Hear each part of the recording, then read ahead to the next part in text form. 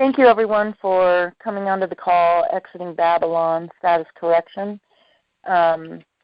We are going through many things, learning how to correct our status and remove the presumptions that we are the things that we've been put into through deceit in the birth certificate and the legal entity name.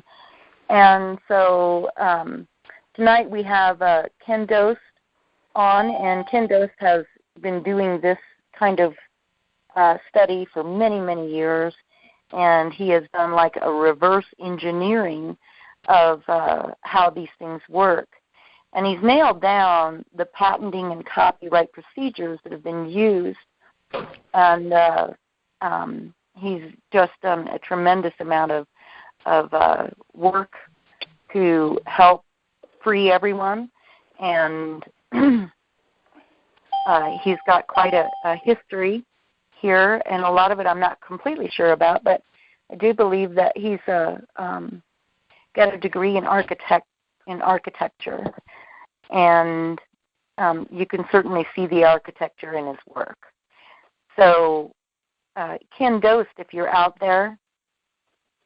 Here I is. I'm here. All right. How are you? Well, very good. How are you? I'm fantastic. We're going to have fun tonight. All right. I'm looking forward to it. Everybody's excited. So I know it's going to be a great night. There were a lot of emails that went out, so probably going to be a lot of people on the call. But I'd ask you to hold your questions or comments until we open the floor up for those kinds of things. I like to give Ken the floor and just let him run with it. He does a wonderful job. Just wind me up. Let me go. So, like I said, you guys, get your pens and papers ready because we're going to let Ken go here. And thank you again for coming onto the call, Exiting Babylon, Status Correction. And with that, Ken? Thank you for having me on. I appreciate it. This is going to be a good night. This is going to be a very good night because we're at the end run here of everything. Thank you for everybody being on. I remember years ago when I first started this escapade, or this journey, if you will, I came across an article that was written by an accountant that worked for Wells Fargo, and this accountant was he was pointing out the dire nature of things, that the future was in great peril, and I had a laugh. For the reason why was because his reason for it was that the old money estates were drying up, and that it would be a great tragedy for us as a society to let all this old money go dry, and all these people being put in the poorhouse. He said, well, we got to do something about this. We can't let that happen. And I had to laugh at that because this was written back in, I believe it was around 1989. So, and when I read this, it was, I don't know, 2006, 7, 8 maybe. And Hey, Ken, real quick, I'm sorry to interrupt you. Can you move a little closer to your mic? You sound like you're just a little bit away from it. Okay, well, I'm right on top of it. Okay. I am right on top of it. I'll speak a little bit louder. Thank you, sir. Okay. Is that better? Yes, sir. Right there. Perfect. Okay. So reading this was kind of funny. I mean, it was really odd to read this in 2007, 2008, somewhere thereabouts. Maybe about 2009. And this was kind of in the beginning of all this research and in the patents and whatnot when I was first discovering all these things. But here it is. This accountant's telling us that we have to take care of the old money. And they certainly took care of the old money because they fixed it so not only was the old money doing well, but anybody who had any knowledge of these patents or anything of intellectual properties has prospered very well. So here we are years later, and unwinding this whole process of everything that's gone on, and it all comes down to accounting. It comes down to public-private, which is basically left side of the books and right side of the books, and bringing these sides of the books together. For many years, we have gone down paths We have looked for things. We have tried to find secret formulas to get our remedy. We have gone the birth certificate route. We have killed that thing to death many times over. And we're going to talk about that tonight too, because a lot of these issues of the birth certificate we can throw out the door. We can throw it out the window because it really doesn't matter in the 21st century, and it really doesn't matter for one reason. And the reason for why it doesn't matter is everything that we're dealing with here, and this may sound ridiculous, but when you understand the full depth of it, it's not. Everything that we're dealing with here is self-authentication, self-certification.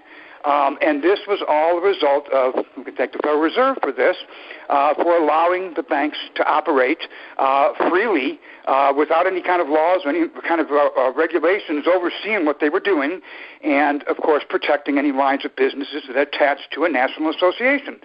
So what we have here is we've got a system of total self-authentication. And so the birth certificate really doesn't really matter insofar as all the accounts that are attached to it. It's not because you're not going to cash in your birth certificate and have your tens of millions of dollars or $100 million or limitless credit line. That's not the birth certificate. That's not the point of the birth certificate. The point of the birth certificate is mainly because they're selling them every day. The county, Columbia County here, they have a press and they have all the paper that they can print off the security birth certificates all day long, and they're selling them. They're selling them out of every single county. So it doesn't matter who prints it off, it's being sold. Now, when you go in and make that claim on it, yes, you're basically taking, you're self-authenticating yourself, and you're saying, this is me. And that's what all this comes down to. It comes down to capturing your identity. Everything comes down to taking control of your identity. That's the most important thing that we're dealing with here. And there's a lot of ways that we're going about this. We're going about this in many ways in the county, in the state, legal name change, so on and so forth. But there's one absolute given condition that must be met. We have to be able to enforce these things. It's all well and good to be able to take your name back, or to put a no trespass sign up in your house, or to be able to prevent them from foreclosing your house, or putting them off from foreclosing on your house. That's all well and good. But at some point in time, you got to say, okay, it's time to collect. It's time to collect on these things. How do we collect on it? Okay, so we've got a lot of different ways and a lot of different methods and manners out there that is navigating the public-private side. And we're going through, and basically a lot of people are what I call throwing paperwork into a black hole and hoping that sticks. And in some cases it's sticking. In some cases it's not. But the one given here is that we're not getting any phone calls or really any conversation with the people that we should be speaking with, which is Treasury. So, we're navigating this private side of the coin. I had a person, I don't know, about a month ago, maybe less than that. I call him Pretty Boy because he's a lot more handsome than I am, but I won't mention his name. But he berated me for being too boisterous and too audacious in the manner that I speak. And he's told me that you got to be quiet about these things. You can't talk about these things. These things are private, and it takes about a year to be able to navigate all these waters. Well, what waters are you navigating? And everybody says, well, I'm following Boris, I'm following whomever, whomever guru they're following out there. I'm not saying that they're bad. I'm not going to say that they're good. In some cases, it works out quite well. Rob Ryder, a lot of people follow him, and it works out quite well. Sometimes it does, sometimes it doesn't. But here's the problem, though. The problem with it is we're putting our faith on a dart that's sticking to the wall, and we're hoping that that's going to work. And in some cases it's not. Some cases it is, and in some cases people are going to jail. And the people that are going to jail have done things incorrectly, as I've come to find out. I've navigated this for a decade now, and I've taken many paths. I went down the road of the Constitutionalists. I went down the road of many of these other gurus, I'm going to call them, and many of those paths especially on the birth certificate path, I found my head spinning. I mean, I would get into this information, and I would get so damn depressed, and my head would just be so spinning on this stuff. It's like, what the hell? Who do you believe? What do you believe? What is it? What is it not? So I decided to abandon that. And I've got I think I've had a pretty good gut instinct on these things. So far I have.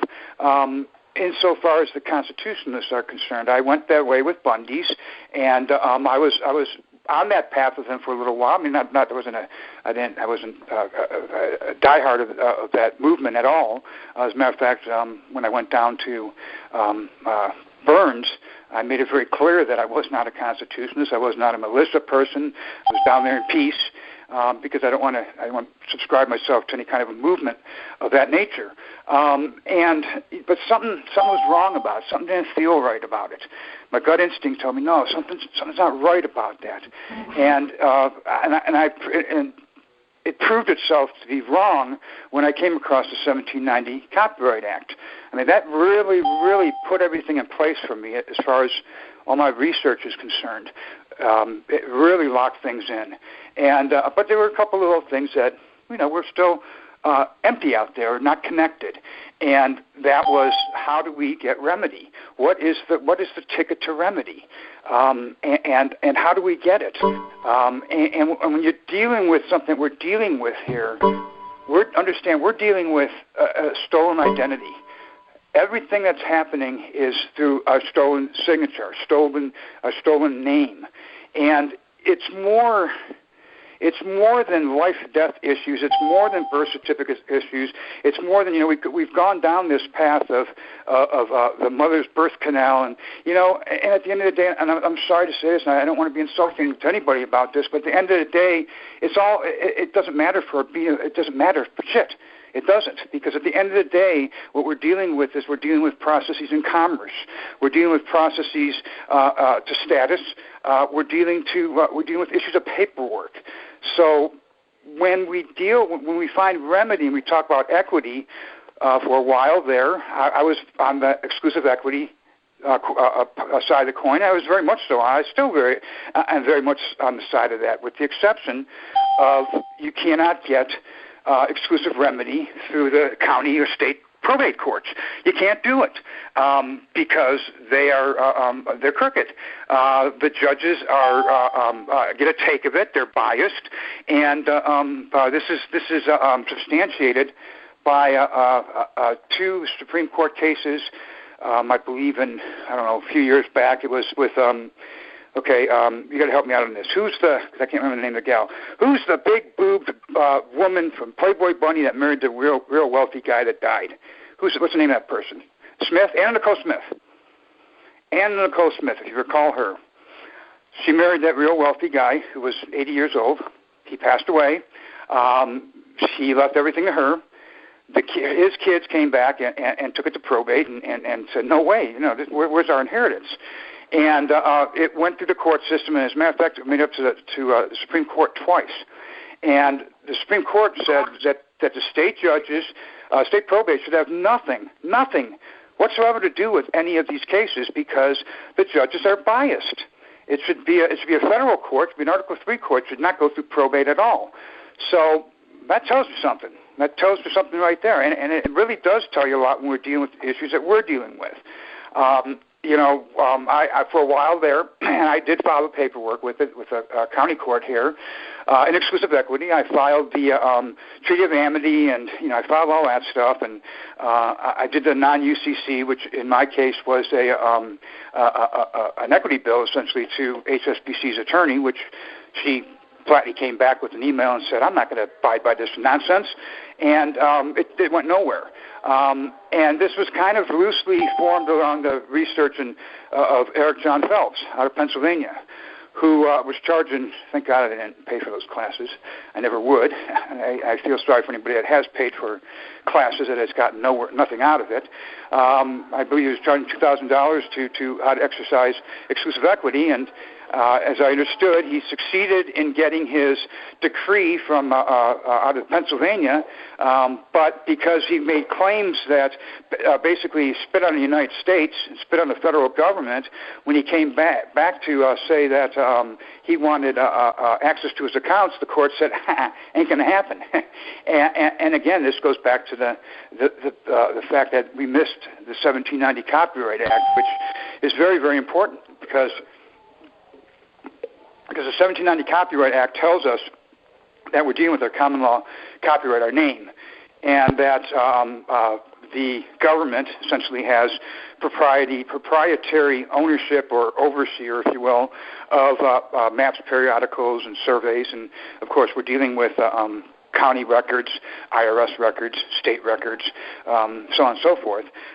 So they have proprietary issues over that, rights over that. And because we are basically incompetence, adult incompetence, we have to abide by codes and statutes, so we're the little children of these codes and statutes. Come to find out, this is something very interesting that is very, very noteworthy because it deals exactly with the issues that we're dealing with. I came across an act here, I believe it was 1895. It was the General Allotments Act, and it had to do with territories, Indian territories, and Indians being given land and parcels of land. And it's a real interesting way they set it up because this is almost like Blackacre back in the Reconstruction period. I mean, it's almost actually it is the exact same thing. What they did was they set up trusts that were attached to these lands that the Indians were given under this act, and when the Indians, because of course they did because they were forced into it, failing on their properties, and the properties were taken back. They were taken back. Why? Because they were deemed as incompetent, and the trust paid out, and the trust kept growing and paying out to the member subscribers, so to speak, which is the government and the bankers and the brokers and the lawyers and so on and so forth. But under this Allotment Act, when fee simple is achieved, the trust liquidates, and you have a allodial title, which gets you a patent. And that land patent that everybody is so desperate to find can be had through the Department of the Interior. So there's where your land patents are. Now, through this General Allotments Act, now that part of the act, part of that act has been repealed. Two parts of the act have been repealed, but a couple parts still survive. The one part that survives has to do with rolling stock and railroads, which is very interesting because with the things we're going to be talking about here shortly, I have specifically tied into the railroads and pensions for railroad employees, which has to do with land and the connection to land. And the second part of that act that still pertains to today has to do with right-of-ways. Which is so. These are things that are very interesting, and these are things that are factual that tie together with everything that we're talking about here. Now, and I need to interrupt you for a minute. Yeah, I'm sorry. No, go ahead. I'm sorry to do this. Okay, we have a lot of people on the call, and a lot are coming in. And while we want everybody that can come on to the call to go ahead and come on, because we work transparently. We do not accept calls that are not identified, so please I don't give a damn. Let them listen. I don't care if bankers and lawyers. Let them listen. I don't care. Let them listen. Let them see what's coming. Well, they do take a chance of getting booted by the moderator, so I'm just letting you guys know that you should unblock your call. Okay, thank you. I'm sorry to interrupt. Oh, that's okay. I'm glad you did. I needed to turn. There is a particular act, I forgot what it was right now. I'll come back to that. I'll remember it in a minute. What I want to really get into tonight is I want to get into the solutions, and we do have the solutions now. What we have talked about, what we've learned, if you've been following me, you know that I talk about, and I talk quite a bit about the Merged Nations Bank Agreement. And I also talk about the fact that we're dealing with common law copyrights and our identity. which is exactly what we're dealing with. We're dealing with the theft of our identity. And over 100 million people, actually, which would probably equate out to about 400 million by the time you take in a husband and wife, and their kids, that were all lured into these so-called Fannie and Freddie mortgage loans, which we can prove unequivocally beyond any preponderance, times 10, that there does not exist a mortgage loan. It never existed. It's a lease option, is what it is. It's a leaseback transaction to which they stole your identity, they stole your legal ownership of a piece of property, and they sold it many times over, and they pocketed it. They pocketed all the equity, and they kept the books separate so that they left the debt receivable on the books. And so these are the things that we're fighting. We know that we cannot go through the court system because we know the court system is rigged. Why is the court system rigged? It's rigged because of a system of standards. Let me get this right now.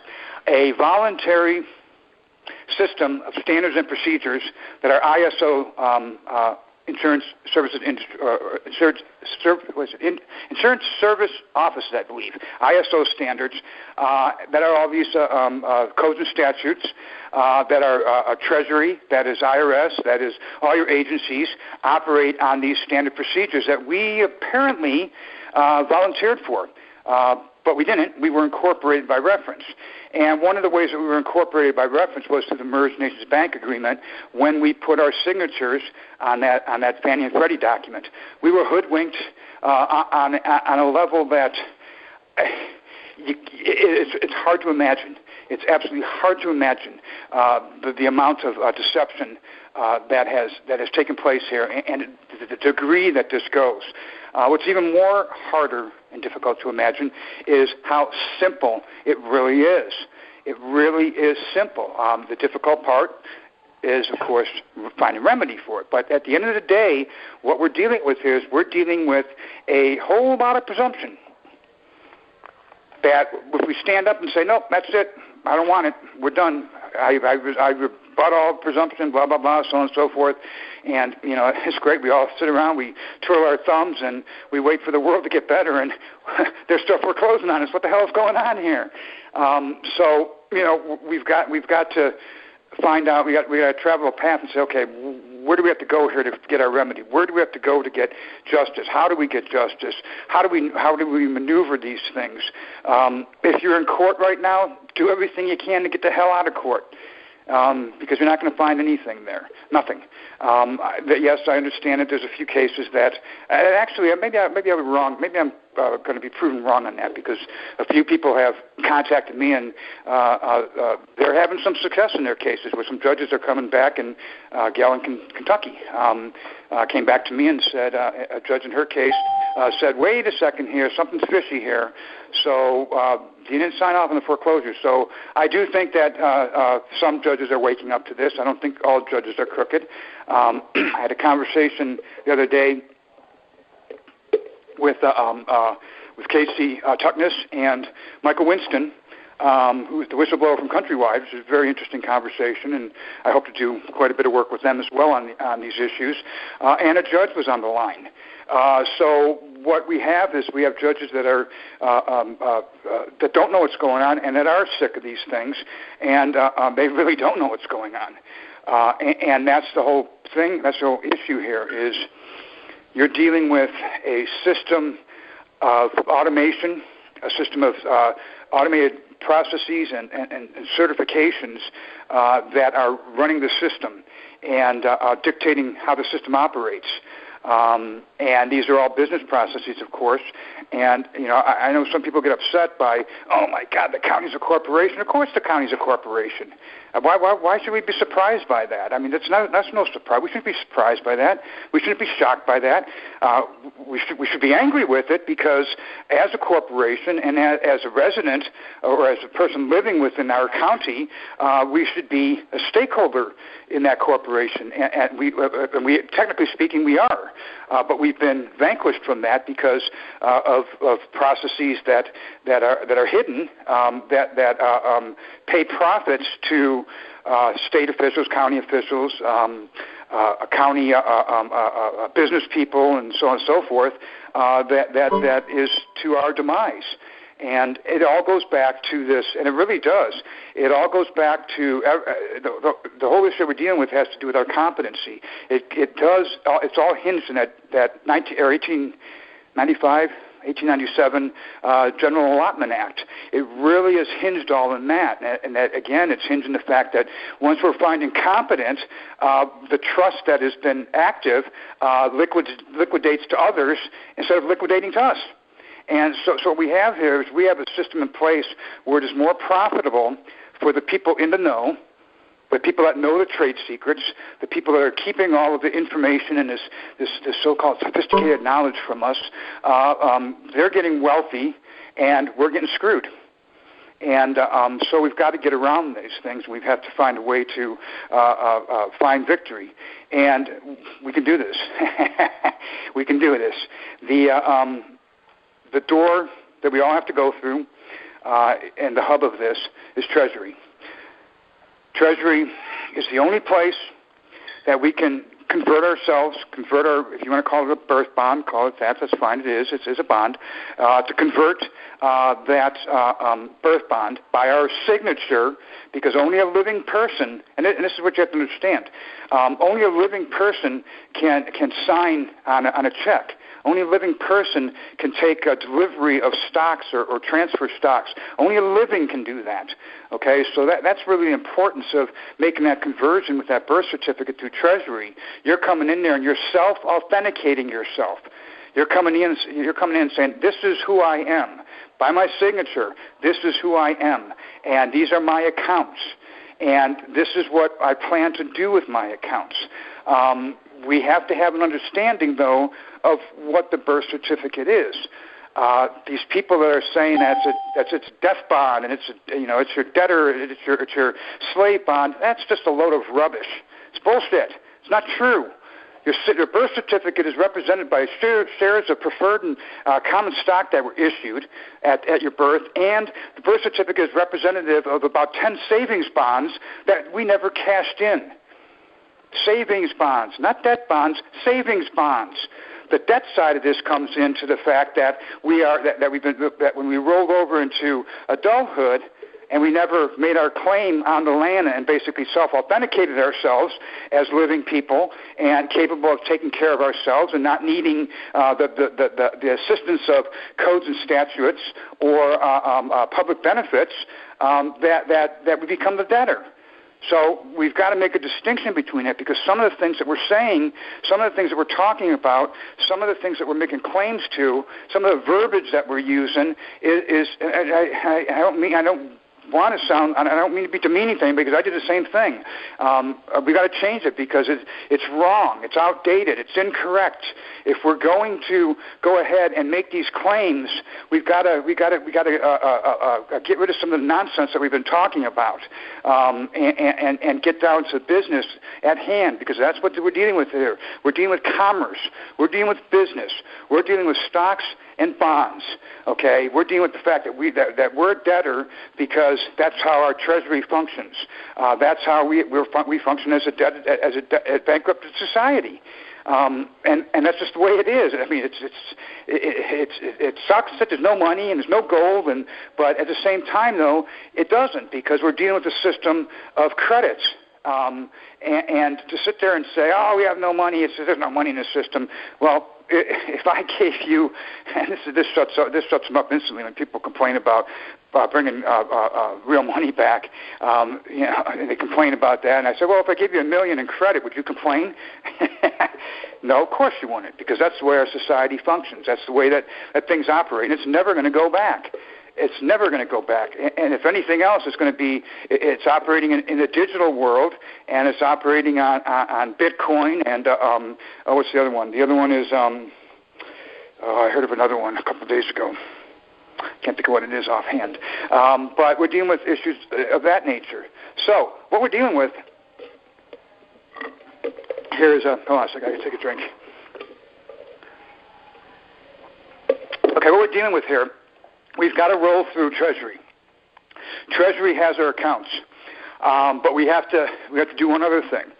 we've got to go onto the IRS side of the coin, and we've got to collapse the tax shelters, because that's where they're hiding everything. All of this identity theft, everything that they are doing with our identity and making all this money and all these concealed trusts and all these hidden accounts, they still have to report it. They still have to report it to the IRS. And they're reporting it through tax shelters, and they're reporting it through various identities and various manipulations of our identity. And we're going to go through some of these forms here tonight. And what we're going to do here, I'm excited because what this does is this is the beginning of the end for these guys. It gives us a pathway that we have to remedy, that is through the IRS, that is through status and changing our status with the IRS on several fronts. What they have done is they've taken our status, our true status, which is not a state national, it's an American national, and they have taken that to a different level as a foreign national. And guess what? That's what we are. We can make the same claim to that. While we've been here toiling away day after day, earning a paycheck, or as I've been doing, fighting foreclosure for all these years, trying to get on with our lives. At the same time, we don't realize, and we have to realize, that we are in 10 or 15 different places overseas, and we're residing there.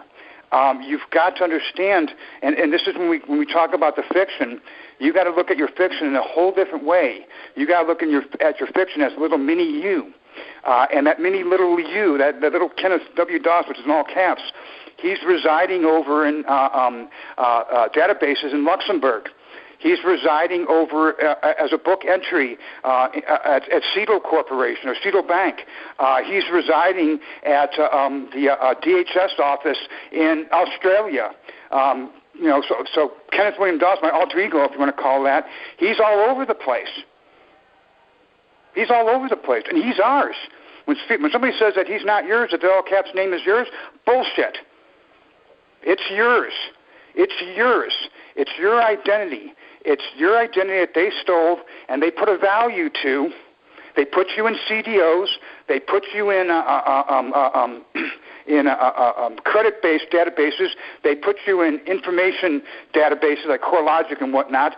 And they are pooling that, and they're marketing it, and they're selling securities on that.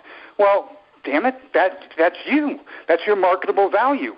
You have all rights to that. Now, I saw a document the other day, and maybe I dreamed it because I can't find the damn document now, but it was from 1999, and it was a document that was written by the IRS, and it was a really strange document because it was almost a warning to us to tell us what we need to do and what was coming. And what was described, and I really have to find this, and I don't know what the hell happened to it. It's gone.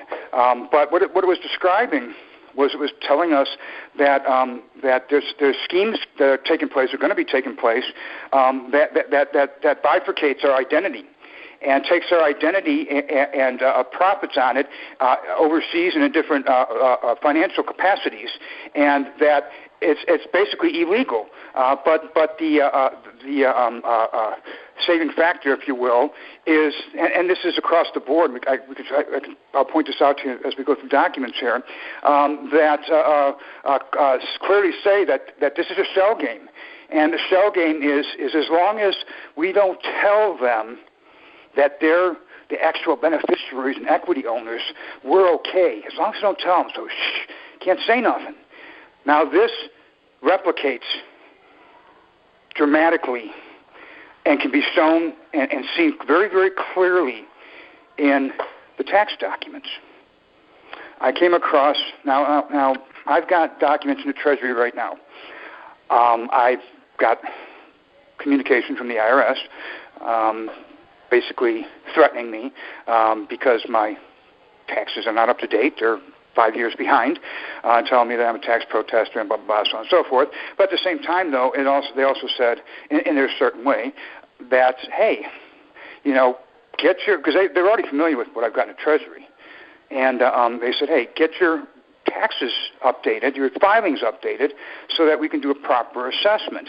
And when you do that, do a FOIA request in the capacity that you came in, which was as me. I signed my birth certificate. I signed my birth certificate as a living man, so I came in as a living man.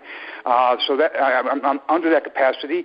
I removed the bar between, fired him, and put myself in as attorney in fact. So in that capacity, do a FOIA request. So, okay, so that got me thinking. And they gave me the biggest key. I could kiss an IRS agent, actually, because what they did was it all made sense. Okay, we have to have something to balance the books against. So we have to have our filing in. It doesn't matter if it's accurate or not, because it's not accurate anyhow. Because what we're going to do now is we're going to go in and we're going to do a FOIA request.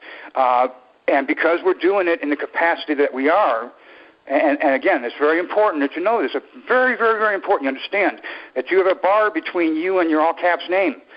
You have to kill that bar. That's the attorneys. That's a broker. That's any Tom, Dick, or Harry that has license to your copyright to make decisions for you that you are not being informed of. So basically, it's a blank check to do whatever the hell they want to you. It's a blank check to traffic you, to steal from you. So that's the blank check. So you've got to. So it's very important. You've got to remove that.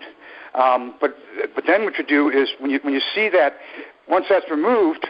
In your FOIA request, now what you've done is you said, hey, I'm aware that there are all these filings out there that are being filed in my master file account that are stealing from me, that are earning monies, that are earning credits that I did not give my approval to, that I did not have knowledge to, that they were initiated by unauthorized use of my signature and identity. And you remove the privacy aspect of that through the Privacy Act to say that you have all rights to those records, and you do have all rights to them. One of the reasons why when you see people put FOIA requests in and they don't get responses, the reason why they're not responding to you, and you have to understand this, and I do understand it because it does make sense. It's just the way that it's been manipulated so that it goes to our disadvantage. But what they've done. What they're using, you got to remember, when you're talking about IRS, you're talking about any of these state agencies, they have policies in place for confidentiality. So unless you come in the proper capacity, they cannot give you the information that you seek. And as a matter of fact, they can't even tell you why they can't give you the information that you're seeking. And that all has to do with that bar between. So you have to remove that bar between, and you have to put yourself there so that you're the one that is representing you. You are the attorney in fact. You are the designee. You are the representative of your all caps name for the benefit of your living man. You got to give yourself titles. And so what you've done now is you have opened up the books essentially. Now those books can be balanced against the Treasury, and we can close out the trusts and have all the accounts shift to our trust and go on our way. It's as simple as that. Now, how do we make that happen? Well, I went through the IRS filings, and I came across 26 pages, single-spaced, pages of tax shelters that they're hiding behind, that they've got us in. And we are seen as, and this is what we are passive investors. Going further than that, we are unknowing passive investors who are not, let's see, what's the word, we don't meet the standards of knowledge. So we are unknowing passive investors. Now, we have every single right to, this is the beauty of it, we have every single right to come in and revoke that. Now, going back to that 1999 IRS document that I can't seem to find now, that was one of the points that I made in there. Revoke all election. And when we're talking about election, we're not talking about voting for crazy man Trump or Hillary. We're talking about tax status elections, elections to excise tax or excise programs or like-kind exchanges or any of these different kinds of crazy tax shelters. That's what they're talking about when they talk about elections. So what we want to do is we want to find, if you haven't done, I know some people have done this already, and if you haven't, these are some of the things that we need to do. Now, note about that first, though. Some people say, well, we don't want to use their forms. I don't want to use their forms. They're going to trap us. I don't want to use their forms. And I believe that for a while as well. I don't believe that anymore. I mean, we do have to do our own affidavits.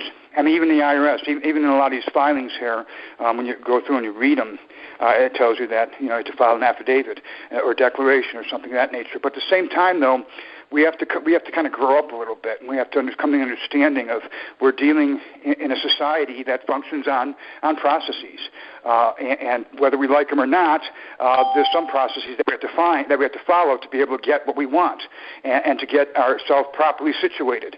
Because remember, what we have here is we have a system that is lawless, and it is really lawless, and it's operating on presumption. And in order to unwind all that presumption, it's one thing to sit there and to scream at the top of your lungs in the middle of town square who you are, and everybody look at you like you're freaking crazy or something. It's quite another to be able to actually collect on it and enforce it. And in order to enforce these things, we're going to have to accept the fact that we have to do certain paperwork. And this paperwork is and a lot of people cower away when you hear about the IRS, and I cower away too to some degree. But at the same time, though, we are in a unique position here, guys. We're in a very unique position here to where we can hold the IRS and Treasury's feet to the fire, because there's nowhere for anybody to run. There's nothing they can do to deny us, to not perform for us, to not give us remedy. Okay. So we have to accept the fact that we're going to deal with the IRS. We're going to deal with certain filings. So the three filings that you need to do initially is one, a 28. So 2838 or 2848. I think it's 2838. That is your appointing yourself as attorney in fact, and basically firing your any prior powers of attorney. That's an absolute must. What I did with that also, though, I also did a declaration of life with that and a affidavit appointing myself attorney in fact. So I did it both ways. Another document that we want to fill out is the 14039. That's your identity theft document. And the third one is the 8821. That document opens up the accounts. Now, it goes deeper than that, because let me read through some of the documents here. I'll tell you what, can you talk for a second? I got to get a sip of water here. If you can fill in for a second. All right, Ken, you're doing a great job. Thank you very much. I did say that we needed to have our pens and paper available. No, you don't, because this stuff will all be made available. Just listen. Don't be so frantic to write. Just listen. Go ahead and put a recording of it too. But here, talk for a second. I got to sit down for 1 minute. Okay. All right. We'll open the floor up at some point when Ken is ready to pause and take questions or comments or whatever. I'm sure everybody has a lot of them, and we want to give everyone a chance to ask him whatever you'd like to ask him. So just let me know when you're ready, Ken, and put you back in sorry here. About that. I dropped it there, too. I told myself problem. I was going to talk slow tonight, and I failed on that one. So You're doing very good. No, actually, you've been going at a nice pace and, easy to follow. Okay, good. So, probably, you've got some good people on the call that I know are listening very intently. So yeah, I mean, this is, like I said, this call here, this is a watermark. This is the watershed mark. This call here is going to set a new foundation for where we head if we choose to go that route. This is the end game. Okay, this is where everything comes together. We have a landing pad, if you will, that clearly states what we are or what we can be, and what we can designate ourselves as. And this is really the point. The point of the matter here is that we can be anything we want to be, really, in a certain tax structure or a certain status structure. That can be dual citizens if we want to be. There's many things that we can become, which they made us, and they did so. And keep in mind, you always have to remember, and this is what's so important about the tax shelters. The tax shelters, we can prove and show unequivocally that it is a front for concealing identity theft. And it is stealing our identities, and it is housing the profits, the trust, the accounts, the benefits, not the public benefits, but the private benefits of our spendthrift trust, and it's all hidden. It's all hidden in a very public place, really. If we approach it properly in our declaration or affidavit, or in our capacity, if you will, it's there for us to claim, and it's there for us to take. And I want to go through some of these filings here, and I'm not sure which ones we necessarily have to file. This is what I'm going through now, and I'm going through these forms, and I'm thinking, holy shit, a lot of paperwork here. And I don't think we need to do it all. I think really what it comes down to is the fact that we need to identify it through a FOIA, and then make make the identity and do a revocation of election, and basically we retire is really what it is. What we want to do is we want to retire our accounts. Now, there is a question there of whether we want to be careful not to divest ourselves. We want to be careful not to liquidate ourselves. And you know, these are things that, yes, are definitely of concern. But at the same time, we're dealing with issues here that are very flexible. In terms of how we're dealing with securities, for instance, our savings bonds, which I'm heavily inclined to believe are Series EE, are bonds that we can have reissued. And those bonds have stopped. I mean, for those of us who are in our late 40s or 50s, I mean, those bonds have stopped paying interest years ago. I mean, they're gone. I mean, they've been destroyed. But again, through proper claim and proper paperwork and proper form, they can be reissued by Treasury as lost, stolen, or mutilated securities. And that goes the same with all these other securities. So what you have here now is what we're doing. Think of it this way, in terms of our copyright. And if you've read the 1790 Copyright Act, kind of put that in the back of your mind a little bit, and as we talk about this, that copyright is very important to us. In the situation that we are now, as incompetents, they have proprietary oversight over us, and so we are protected in that sense, but we're protected in the sense of well, we're going to get raped, robbed, and stolen from, and when we're all done with that and we wipe our hands of that, we'll take care of you because you'll be awarded the state. So we got to take care of you. So that's that kind of protection, which we don't want that, right? That's not what we want. We don't want that. We want the other kind of protection. We want to reverse it.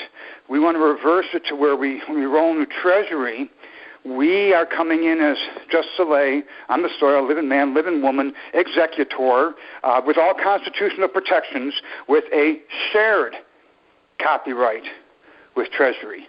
And shared copyright is not a bad thing. It's actually a very good thing, because what we do with that is we say, okay, Mr. Treasury man, Mr. IRS man, now that we're talking on even, man to man, so to speak, man to woman, what we have here is we've got all of this identity theft here of all these people that are basically taking federal public money from private persons, and profits and unjust enrichment and credits and all kinds of other mishmash, and have put them in all these tax shelters here that have gone without levy. Wow. They've never been. So you got all these people out there, all these attorneys out there, all these judges out there, all these state actors out there that have stolen my identity. They buried it in tax shelters, and they're not paying any taxes on it. So I want to collapse, Mr. IRS man, Mr. Treasury. I want to collapse all these tax shelters, and you have an obligation now to protect me, number one. But you, as a Treasury, that your job is to go after all the monies that are owed to the United States, you have an obligation now to go after these guys. So see what we've done? We've flipped the coin on these people. Now, some people will say, and I'll entertain the question because it's a very valid point, well, what are they going to do about it? What if they don't do anything about it? What if they ignore us? That's a possibility. That is a possibility.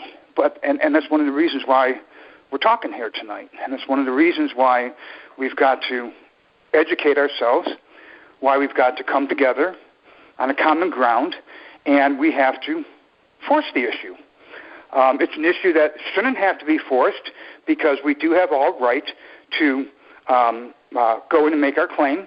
Now, there are very specific ways to do that. And now we'll go over some of these things in a minute that are quite detailed. I mean, very, very detailed. Things that have just been initiated. So when we talk about these people doing these private processes right now, it's all going to come back and smack them in the ass because that's how they've wiped all that stuff out. It's gone. There's whole different processes right now and they're going to ignore everything else. So we've got to be up to date on what they're doing and what the latest process is. At the same time, though, we cannot be expected to know all these things. We cannot be expected to jump through any more fucking hoops, pardon my French. But I think we're sick and tired of all the hoops that we've jumped through. I think that we have identified our target and what that target is, and it's about damn time that they perform for us. Now, that's real easy to say for one person, and it kind of get ignored. But if we come in unison, it's going to be a little bit more difficult for them to not give us the proper service that we are due as constitutionally protected living men and women. It's a big issue. It's a huge issue. The things that we are dealing with here are of immense magnitude. It's very volatile. These are issues that, if pressed, we could really make a very strong statement, because what we're dealing with here is we're dealing with a person's stolen identity. And I don't think that these are issues that, presented properly, not using the birth certificate language or any of that language, but approaching this in a logical, almost business-like manner. I think that the sheeple out there would even kind of take notice of these things, and I think that's a plus that we have going for us, because what this is there's really there's no denying, there's no hiding. Once the cat's out of the bag, it's out of the bag. It's a trade secret. Once a trade secret's out of the bag, it can't be put back in. And what we're dealing with here is we're dealing with a series of trade secrets, the biggest one being that we were intentionally, and it's very hard to believe, but it's enraging that they were able to get away with it, and they're still getting away with it. A clear deception to make us believe that we are debtors, to make us believe that we had a mortgage loan ever to begin with. Because you can go through these patents and you can read for yourself what clear amounts of fraud and deceit has been taking place on us. And really the basic gist of it is that they have sold us an investment that was to be to our benefit, but instead of making it to our benefit, they sold us to the insurance companies. So they sold us out as a hedge bet, essentially, intent of driving us into bankruptcy or driving us into incompetency, which, in legal death, essentially, financially incapacitated, legally dead, so that they can, in the interim period, pump up the insurance policies on our estate, because that's what we're dealing with. We're not dealing with real property here. We're dealing with our estates. We're dealing with heirs and beneficiaries. We're dealing with multi-million dollars of accounts that they are pumping up while we are paying our so-called mortgage, thinking that we've got our nice little white picket fence and, life is good, la, la, la, apple pie, 4th of July, and all that bullshit. While we're doing that, they've already set up the systems and the operations to have us to find us to throw us into bankruptcy, so that they can steal all these accounts for themselves. And it's very clearly laid out in patent after patent after patent, and some of them are more blatant than others. There is a Bank of New York Mellon patent that deals with a clearing transaction through DTC, that clearly, and I don't have it right in front of you, but clearly the language is I'm paraphrasing, but the language essentially says we're going to throw out all legal principle because it doesn't apply here. Because if it did apply here, then the borrower, who's not really a borrower, he's really the investor and really the equity owner and the property owner, we don't want that person to get the benefits for this. We want to put those benefits elsewhere. We don't want to give them to the person that it rightfully belongs to. We want to give it to the thousands of people that we have sold this person off to and fractionalized them to. That's what they want to do. So this is what they have done. Everybody knows it. The IRS knows it. Treasury knows it. They all know it. SEC knows it. I don't think now. Does that mean that they're evil or they're bad? I'm not going to say that because I don't know yet. I don't think so. I think Treasury got hoodwinked into. I think Treasury got, pardon my French, but I think they got butt fucked. And I think that they got put in a position that they got outwitted and outdone by Wall Street and the attorneys. And I can pretty much justify that point to where I think they did get hoodwinked, because I don't think these guys even have a clue. As a matter of fact, I know they don't. Speaking with this person the other day, countrywide whistleblower, he knows nothing of the patents. Didn't even hear them before. Had no clue about the patents. So when you're talking about these patents, when you're talking about these processes, a lot of these people, county level, state level, court level, they don't have any knowledge. They really have no clue about this. So when we're dealing with these patents, we're dealing with the upper level executive offices, people. We're dealing with the executive office of Bank of America. We're dealing with the executive office of Morgan Stanley, with the executive office of Deutsche Bank, executive office of DTC, and of course the tying factor to all of this is the attorneys. But then again, we're dealing with different levels of attorneys. That little pissant that's taking you to court, it's still wet behind the ears. He has no clue about this stuff, and he's going to be a sacrificial lamb. The people that we want to go after are the patent attorneys. They're the ones that set this up. So really the question is, so really what we have to do is we have to direct all attention. We have to put aside, we have to put aside the nonsense now. It's time to grow up and put aside all this nonsense and all these things that we've been pontificating about for quite a while now. And we got to get down to business. We got to roll up our sleeves. And we've got to get into the paperwork and make this happen for ourselves and burst through the front doors and make these things happen. Now, here, let me go through some of these forms. This one's a very interesting one. This one's a very, very interesting one.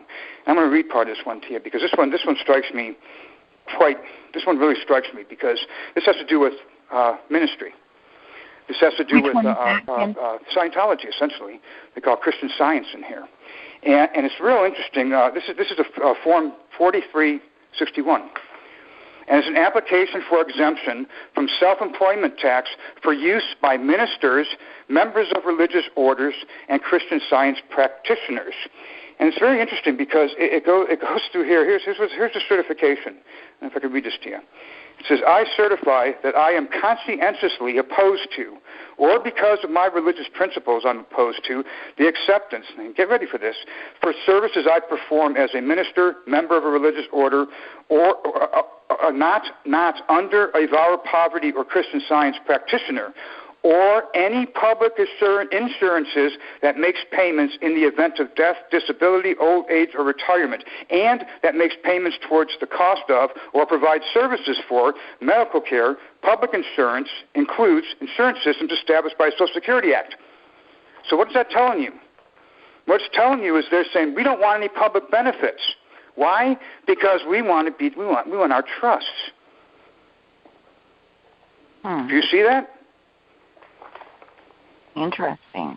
Now, going on in here, it goes very. There's some other. I can't find a part in here. It's a few page document here. One of the things it mentions in here, which really struck me, because I've always kind of said the ecclesiastical side doesn't really matter here, but this does. In this case, it does. There is a part in here, and I can't find it offhand. I still got to find it here. It does talk about an ecclesiastical statement, and there's another part in here that talks about the corporate body. So basically, what they've assumed here is that they're assuming the corporate. They're taking the corporate soul, and they're saying, "But my corporate soul is my corporate soul. I don't want any of your public benefits, and I'm not taking the vow of poverty." You see where that's going? Wow. So these are some of the things that we're dealing with here. So these are the realities that we're dealing with. So when you're talking about, and we talk about all these tax credits that people are taking and all these tax shelters, we've got to understand one point. And please get this through your head. Every one of these fucking tax shelters, pardon my French, is on the basis of one thing. It's got you. It owns you. Because we did not put our foot down and say no. So... But it's not as simple as just stomping our foot and say no. I mean, we've got to take more action than that in order to enforce it, right? Okay, now here's another one. Now, I think you've all heard of real estate REITs, real estate investment trust. A REIT is operational. It's a single name trust essentially, but it's a single name trust that can be put into an investment club, a gambling club, a city pool, a community pool. It can be put into any number of pools. But at the end of the day, though, each one of those, all those pools are made up of one thing, and that's a person's identity. Okay, that's your signature. That's your property. It's your asset. So what happens here, and it's a REMIC too. When you were sold off into these loan trusts on Wall Street, that was a REMIC. When you got served with a assignment deed of trust, and like I said, you got to remember here, and you got to really think this. Everything that you think is the way it is, it's not. It's a direct opposite, and it really is a direct opposite. And here's a perfect example of that. When you get served with an assignment deed of trust, it says MERS. You know, the servicer the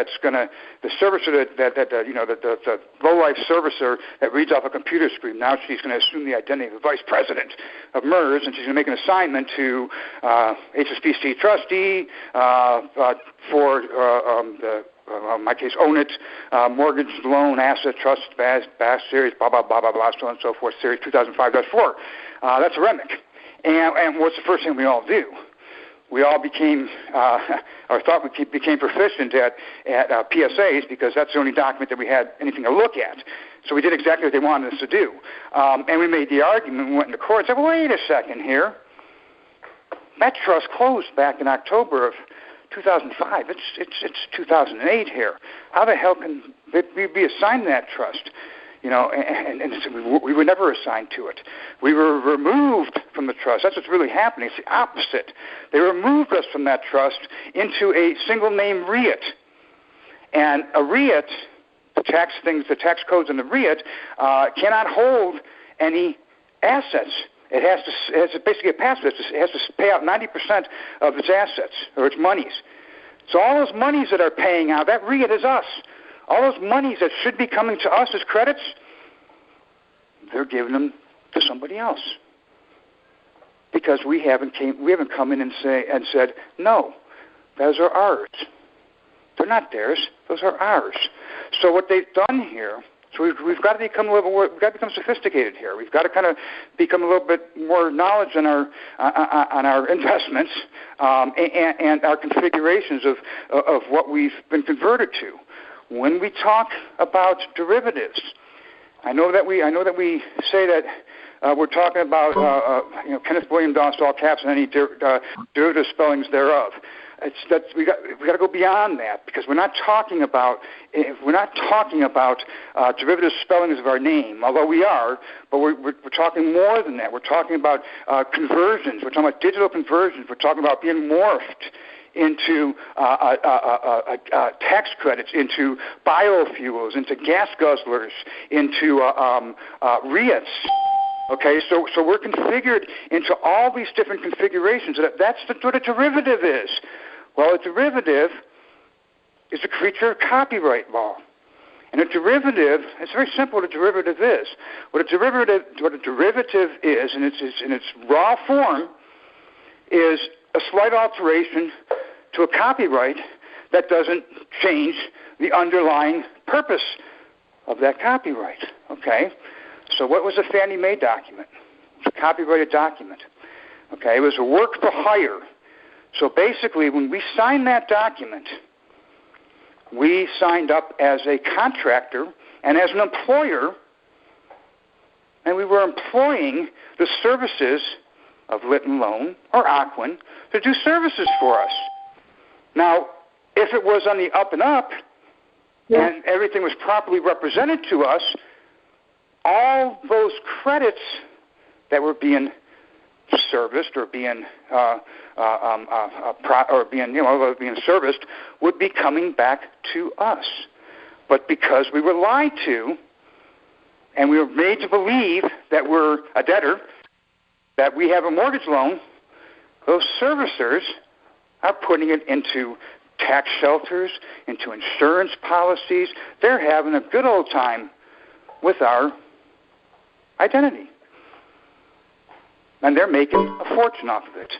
The thing about it is they can't touch any of that until they get us to abandon our properties and evict us from our homes. That's why they keep coming after you. They keep coming after you because they don't give a shit about the house, because the house is a condemnation tax credit, or it's an environmental hazard tax credit. That's why you see so many frickin' houses that sit vacant. Why? Because they're more profitable. Been vacant because they're collecting the tax credit off of that. But it doesn't matter, because even though you're out of the house, your title is still attached to it. They can never take your title. They can't do it. They can't do it, because once they take your title, all of a sudden they have all full liability. So how did they get away with it? They got away with it through the MERS agreement. When they got us to sign that MERS agreement, they got us to agree to an exclusive licensing agreement to let them have all rights, title, and interest to us, to rape, plunder, steal, to do what they want with us. Well, the good news about that is there's two things here. The good news is, if you've read that MERS Nations Bank agreement, and you really understand what we're talking about here, or even if you're just starting to understand what we're talking about here, that's a good thing. And if you're not yet, then please indulge and try and just give it effort, because it'll come to you. What you see is you're going to be pretty much infuriated, because that really is a slavery document. It's a document just saying I'm going to be a slave. At the same time, it's our golden ticket to our estates, to all our trusts, to all our accounts. It's prima facie evidence that you were never a debtor. Why? Because it's an agreement that jumps out of the Fannie and Freddie document that's connected by the name MERS Nation, Mortgage Electronic Registration Systems as a nominee. That's very interesting. When we go through all some of these tax forms here, they're talking about nominees, and how nominees can be fired and removed at any point in time, and also how nominees can be held liable for damages. How do we get to these things? How do we exercise And how do we enforce the MERS Nations Bank Agreement? We enforce it by collapsing the IRS tax shelters. Does that make sense? Any questions so far? Well, I'm going to go ahead and open it up and give people a chance to unmute their phones to go ahead and ask questions if you're ready.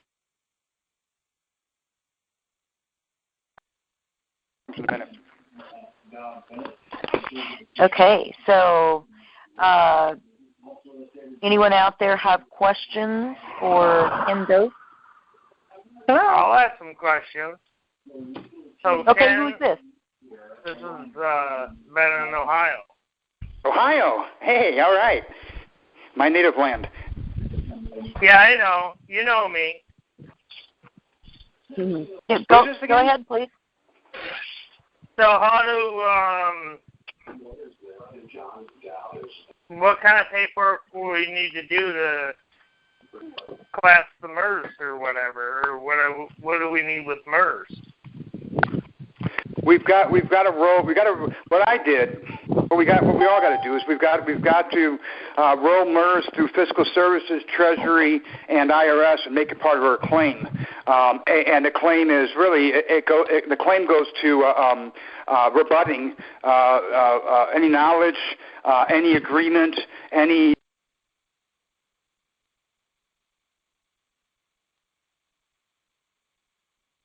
Hello? Okay, where'd she come from? Sorry, I don't know what happened there. I think he just was trying to put it into the Q&A. Oh, okay. The point of the MERS agreement is we've got to identify what we know. We've got to because this is all presumption. And again, I'll beat this drum from now on. When we get into these tax shelters, it's very clear when you get into the text of these things. And I've got about 50 here to go through, at least. Getting into the text of these tax shelters, you really get into terms that are describing to us and terms that we really need to use. That is not the living man. That is not some of the terms that we're using, but are more terms of investment credits, the beneficiary, the true agent, the actual principal. So you're getting into all kinds of presumptions, and understand that's what these tax shelters are. These tax shelters are mere presumptions that we agree to these things. Now, isn't that funny? I mean, think about that for a minute. Think about all this stuff for a minute. Think about it for a minute. Isn't it to me, it's absolutely phenomenal. It's amazing that at the end of the day, when we go through all this stuff, we line out all the facts and details. At the end of the day, it comes down to a couple of very simple key points, and it really does. This matrix is done with. The matrix has been defined. It's defined now, and there's no way that they can really. There's nowhere really for them to go. There's nowhere really for them to hide, because everything comes down to the intentional trespass of copyright, the unauthorized use of signature. It all comes down to a lot of presumption that is housed, and it is clearly delineated that we have all rights to revoke. There's one tax form in here that has to do with it's one election. I can't remember which one it is, but it's a certain election, and it says that if we as the beneficiary want to revoke this, just send this form back blank and just write revoke, 45-degree angle across. Nice. So what we're dealing with here is this is the best news for us. This is the best news for us because it gives us a landing spot. It gives us a definitive point in law that shows that we have all rights to come in and change our status. More so, though, that they have come in and they have manipulated our status for financial gain, unjust enrichment, for harms, because they're harming us, for themselves, and these are all This is unlawful. This is against it. This is unconstitutional. So when we roll through, we've got the power of Treasury and the IRS. Now the question is, are they going to act? I don't see how they can't. I can see, I know a lot of people are afraid of the IRS, and some people send things in the IRS, and I got the same thing when I got my form back from the IRS, my Treasury forms, and it said, well, you know, I'm going to fine you $5,000. Fuck you, you ain't going to fine me. We can't be afraid of the IRS anymore. We don't have to be afraid of the IRS anymore. Why? Because we've got definitive proof that these tax shelters, that they're hiding tax shelters that are based on fraud, that are based on theft of identity. It even says it in the damn forms. Question? Yeah. This is Gregory Gordon Martz. Hi. Hi. Would it be helpful if we put together a blank form affidavit to be able to have everyone as a group define their status? No, we can't. I mean, I guess we could, but what we don't. Well, the last thing we want to have happen here is a class action. We don't want to spin off a class action. No, I don't mean suit. I just mean something. I know that, but that's what that might cause. I see what you're saying, and I do agree with you. Should it be a mass affidavit? I think it could be a common affidavit. Right. That is, you know, if you have 1,000 people, I don't think we have one affidavit representing 1,000 people, but to say that we have 1,000 affidavits that are all the same, that 1,000 persons are putting in, well, absolutely. No, wouldn't be all the same. It would just be basically just the basic facts, you know, that making the disclaimer that we're, of course, not a corporation. We're not. Well, actually, but see, here's the thing. But okay, let me interrupt you first. I'm sorry, I don't mean to interrupt you, but let me just interrupt for a quick second. We actually are the corporation. We actually want to grab hold of that corporation because that corporation is our trust, and that's what we want to collapse. Well, that yes, but what I was getting at is that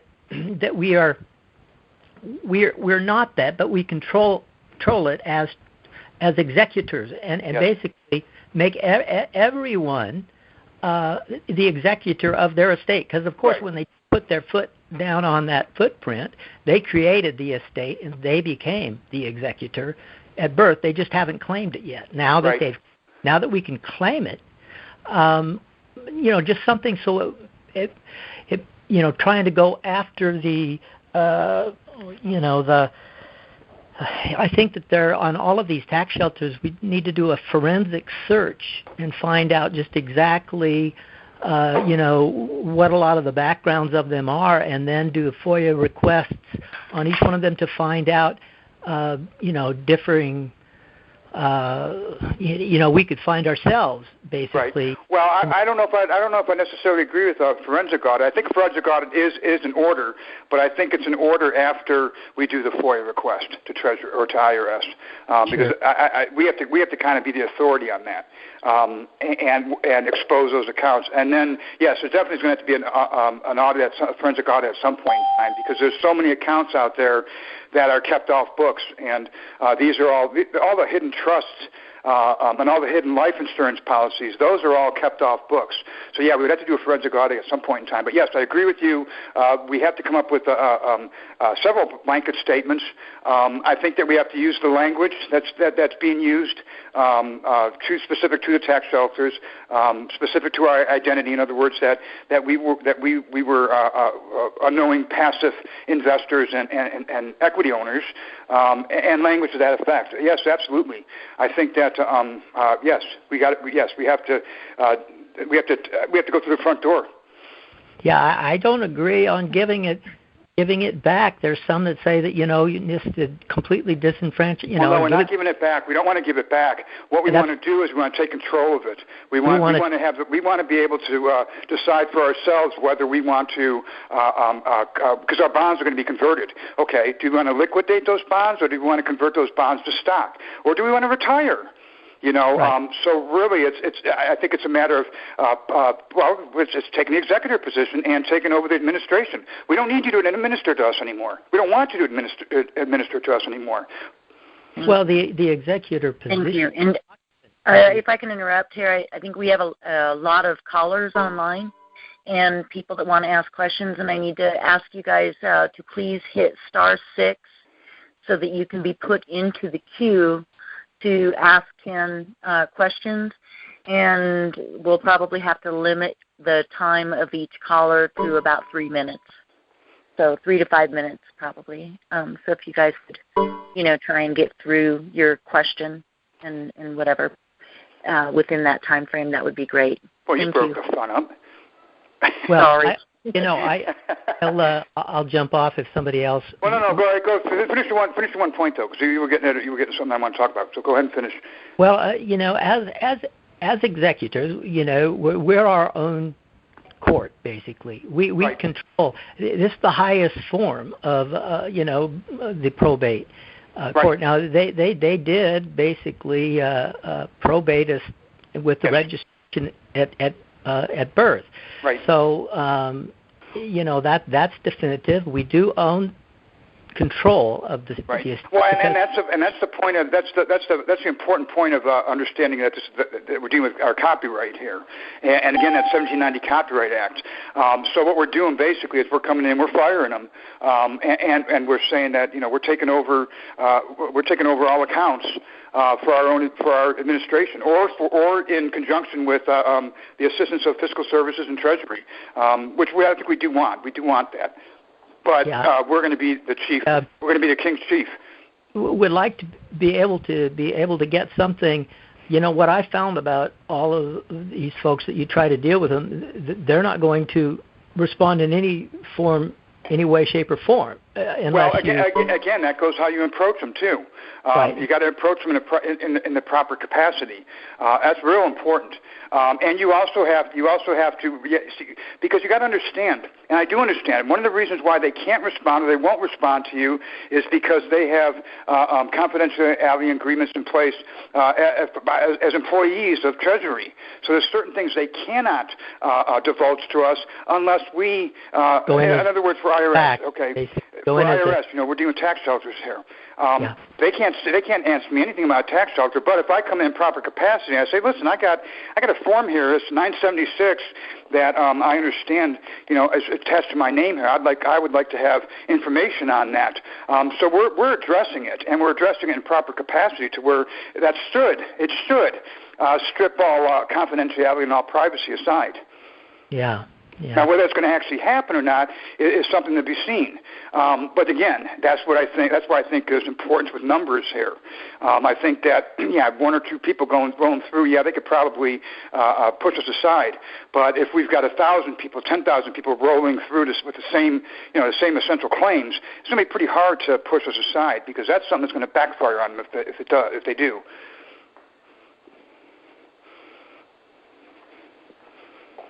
Hello, Ken? Yeah. Hi, I'm Steve. I'm curious if you're familiar with the RACS report. It's IRS. It's a summary record of assessments. Have you ever heard of that? I've heard of it. Yes, I've heard of it. What about it? Go ahead. I've done some research on it, but it's what it says is revenue accounting system. So it's got to be part of that whole FOIA thing that you were mentioning. And then my other quick question. I'll drop it in your Facebook. I follow you on there, so I'll drop it in there and I'll make reference to it. So. Okay. Well, I'm glad you mentioned revenue because that's exactly what we want to be identifying with. When we identify at the IRS, we want to talk about the revenue side of the IRS, which is the tax shelters. Now, you got to remember what they're doing here is they have put us into all kinds of programs, and they have a system of excise tax that they're balancing here. And what they do is all they're doing is all we're dealing with here is we're dealing with information and databases. So they're balancing workflow. Okay, so they created this system of a balancing workflow that they'll call biofuels or call gas guzzlers or call some nonsensical thing that creates tax credits, and that's hidden behind these tax shelters. And remember, because there's no money, right? There's no money in the system. There's only a credit system. Well, tax credits. So who's getting those tax credits? Well, of course they should be coming to us, and that's revenue. It's revenue generating. It's generating revenue in terms of credits, and that's what these tax shelters are blocking and preventing us from getting.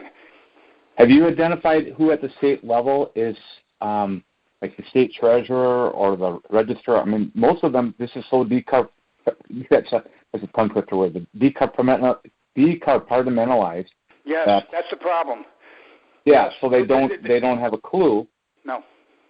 So who at the state level do you think is who do you think at the state level has sold the identity from to the IRS and to the Treasury?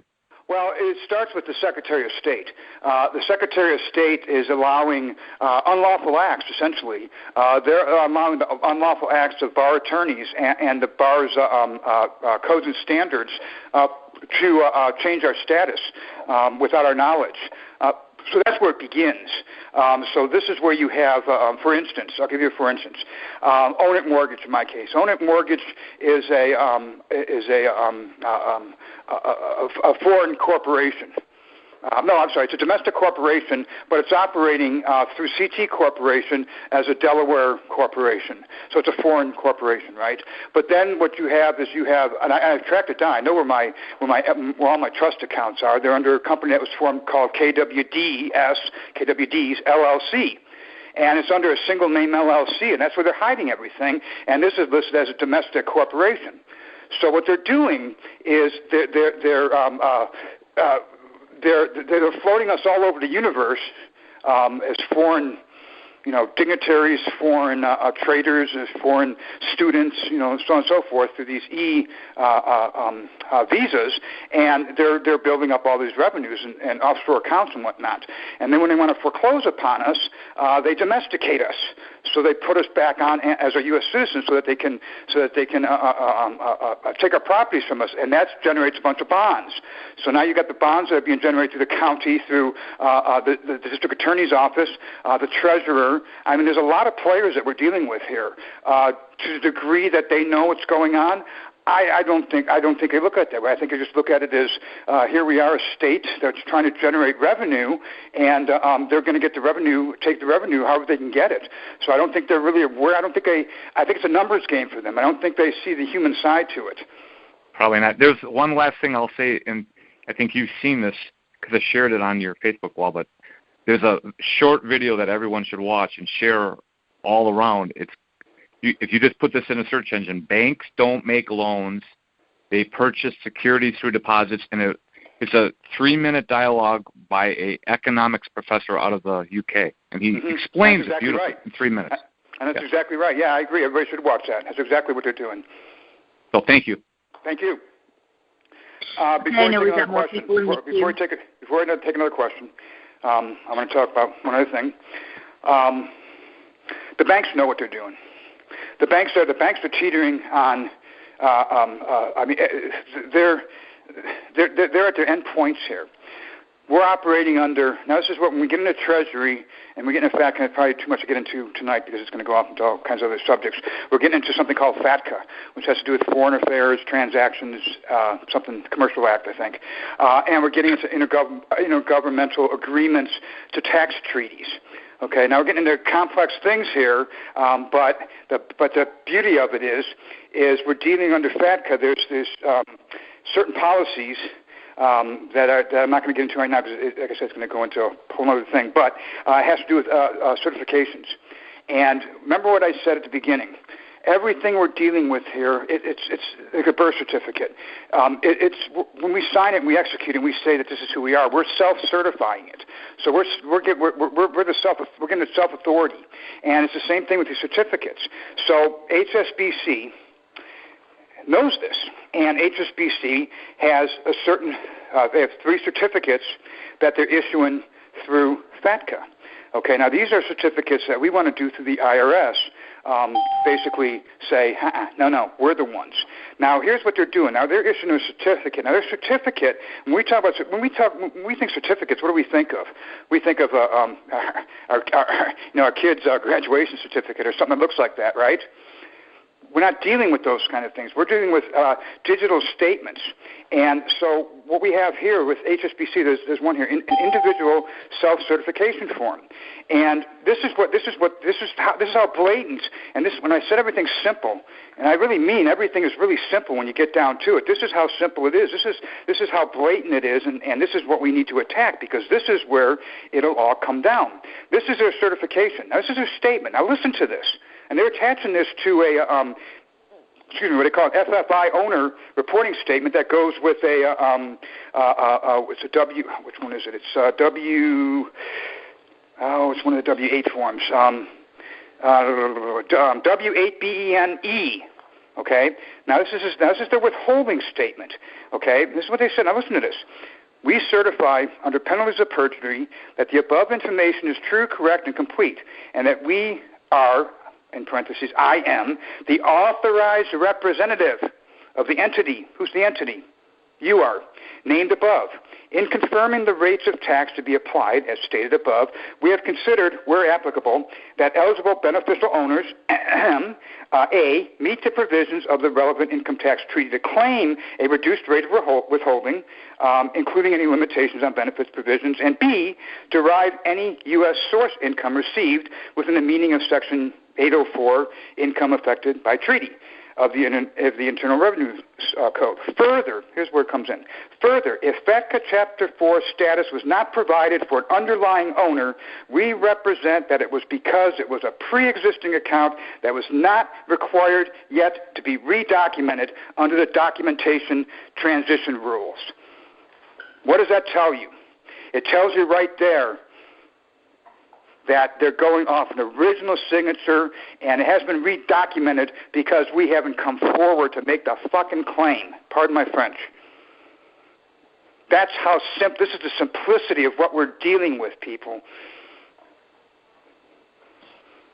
Thank you, Ken. I know for a lot of people it still seems very complex. It's not. What I read to you is a very complex statement. It was very complex. But all we've got to do is say, no, we did not give approval to that. No, we do not give approval to any withholdings whatsoever.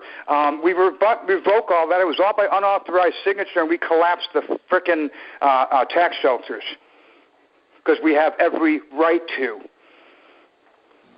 Wow. It's making the claim and making a statement in the right place with the right language, essentially. Now, there's some things here. I've got a 180-page Federal Register recorded document from Treasury and IRS that are new regulations that IRS instituted in January of 2017. And it doesn't mention birth certificates. It doesn't mention any of this stuff that anybody's doing in the private. It mentions none of that stuff whatsoever. Nothing. None of it. It's all about withholding statements and withholding statements and something here which is new, which we really got to kind of become aware of because it's very important. Something called standards of knowledge. And standards of knowledge is, what do they know? What do they know? How do they know it, and when did they know it? You know? You know? Wow. Is there, you were going to be working on a website, getting a website up or something. Is there any place that people can go to find information? Yeah. Or find documents? That's hold on one second. Okay. And then I'd like to ask a question.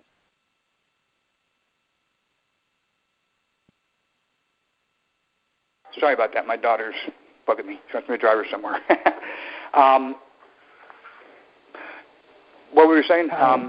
Website or? Oh yes. Well, we've kind of had to put it on hold because it's not coming together as quickly as I wanted it to come, as we wanted it to come together, and because of all this other paperwork that's being processed now with the IRS, this becomes a priority over putting the website up because this is the end game. I have a question. Can your documents be viewed on Facebook? Yeah, I open up back up to that mortgage equals copyright derivative page. Okay, very good. We'll do more. And I still hope to get it off up and running. This is going to be a little bit longer than we anticipated. It's a lot of work. It's a lot of freaking work. Sure. I get that. I know someone's anxious to jump in here with another question, so go ahead. Hello, fearless leader. Hey, how you doing, Liz? I'm doing good. I always love your call. I have a question about the, you named some forms earlier, the 2838, I think the one, the one that has the identity theft, I didn't get that number, and the 8821. Now, you named a couple of documents that go with the 2838 that goes to declaration of life and such. My question is, are there any other filings, or are there any other documents that have to be done? Or can these things be done in any sequence at all? Can these filings be made without any other, you know what I'm getting at? Well, I think that, and that's a good question. I don't know how many other documents we need to file because there's so many of these tax shelters, and there's so many different kinds of elections. Now, does a blanket revocation of election cover them all?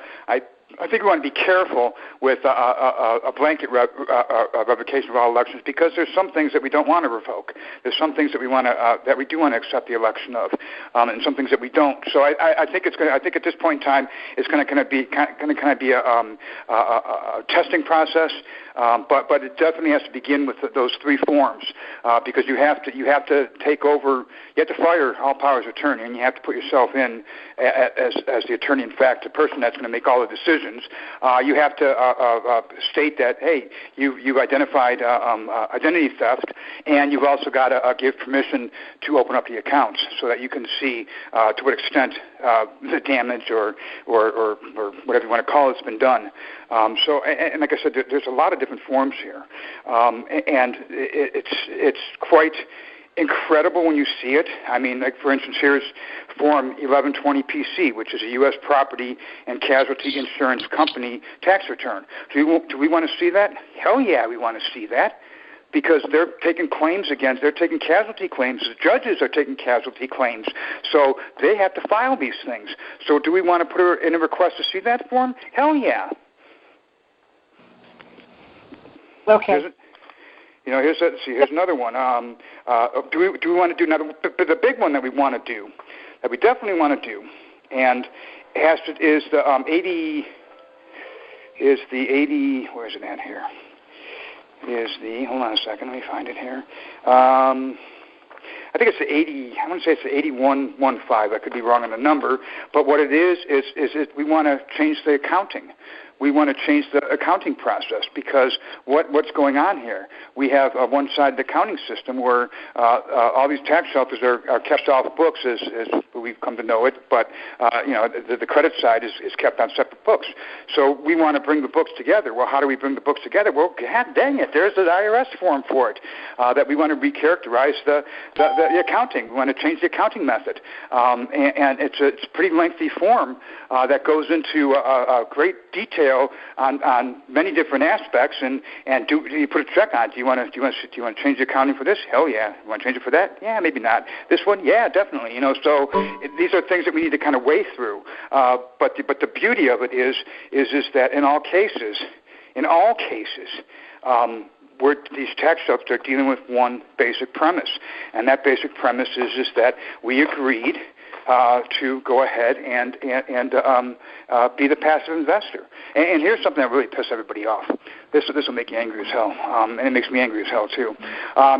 These electronic filing, tax filing companies, TurboTax and Intuit and things of that nature. What you didn't know when you signed the statement with them is that you agreed to be a passive investor. So you agreed to basically have your property stolen and put in tax shelters. Wow, incredible. I know there's several people in the queue that have questions, and I don't have any way of seeing which caller is next. So, Marshall Schubert, if you have that information and want to put whoever's next up. Hey, Ken. Hey. It's Sarah. I have a question about the documents of the tax filings as well. I don't want to make any mistakes with filing, documents that I shouldn't, or FOIA. I don't know which ones are based on FOIA requests versus what I'm filling out and doing. I think first of all, if you put a statement in there saying that you're acting to the best of your knowledge, and that if you've crossed the line or anything, that it was done unknowingly and unwillingly, and you're just acting to the best of your knowledge, I think you're safe on that. I mean, I think the IRS can make all kinds of threats that they want at this point in time, but the fact of the matter is none of us are acting to act as tax evaders. If anything, what we're acting as is tax collectors. Really, we're seeking out knowledge of monies that were earned on our stolen identity. So I don't think there's really anything the IRS can really hold against us in that sense, because we're not protesting the tax. I mean, we're actually, that's what we are doing, really, because at the end of the day, when we set ourselves up, we won't be taxpayers. Like I said, I'll give you an example. Here's another one, WCHCE, a notice of expatriation and waiver of treaty benefits. Do we want to address that? Yeah, we do. 8233, exemption from withholding on compensation for independent personal services of a non-resident alien individual. What are they talking about there? They're talking about servicers. They're talking about loan servicers there. Do we want to see that form? Absolutely. So to answer your question, I don't think we can really make any mistakes with this that are going to really get us into trouble, because we're not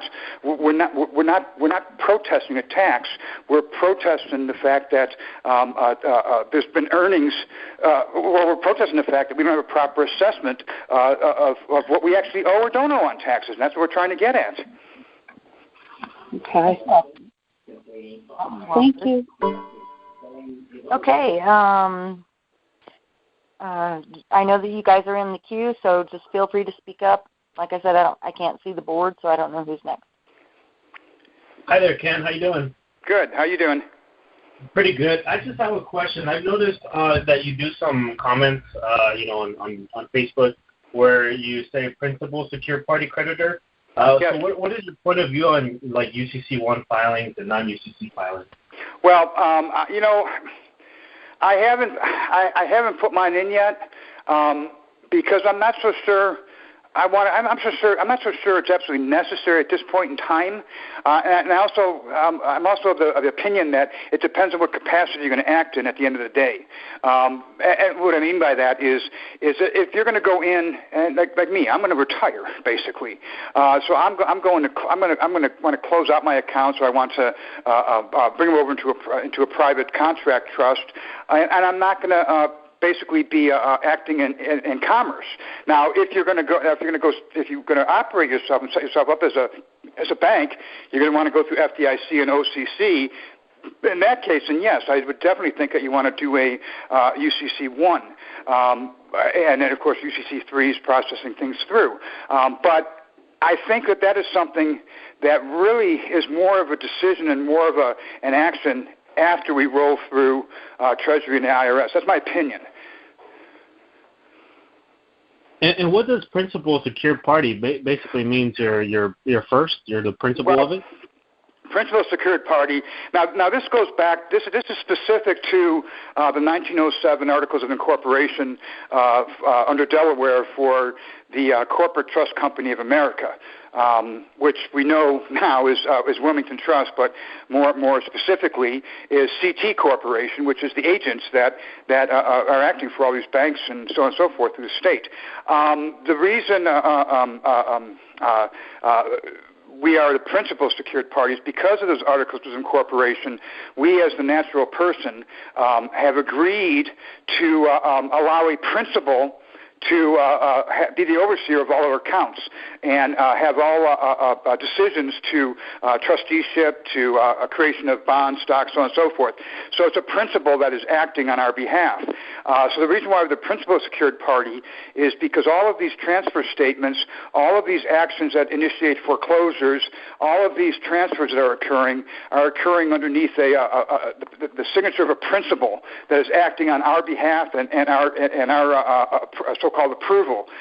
So really what we want to do is you can still be a secured party and not be a principal. The principal is essentially the executor is really what it is. So that's why you want to be the principal secured party, because what you're doing is you're kicking the fake principal off this tier and stepping up onto it yourself. So really what you're doing is you're kind of killing the Delaware directed trust. And that's everything that we're dealing with here. All these actions everything that's taken place here is directly due to, not just the 1907 articles, but also the specific patent that was 2010, 2008, which is the Delaware Principal Directed Trust. So basically what we're doing is we're addressing that and killing it.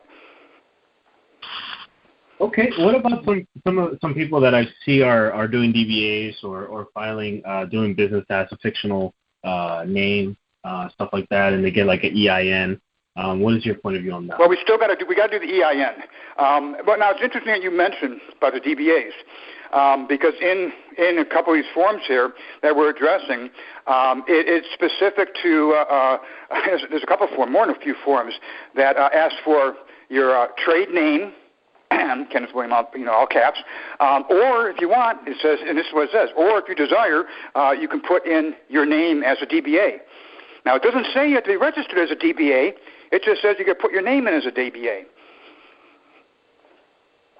Because I don't want to be, now what I've done here, I know everybody says you don't want to incorporate your name, you don't have to incorporate your name, just register the DBA and don't license it. Keep it a naked DBA, and then it's unincorporated. You can do that in any state. Just because you register your name doesn't mean it's automatically incorporated. It's not incorporated until you license use of it. Well, if you're a passive investor, right, which is what we really are, I mean, that's what we're going after. We're going after our passive investments, right?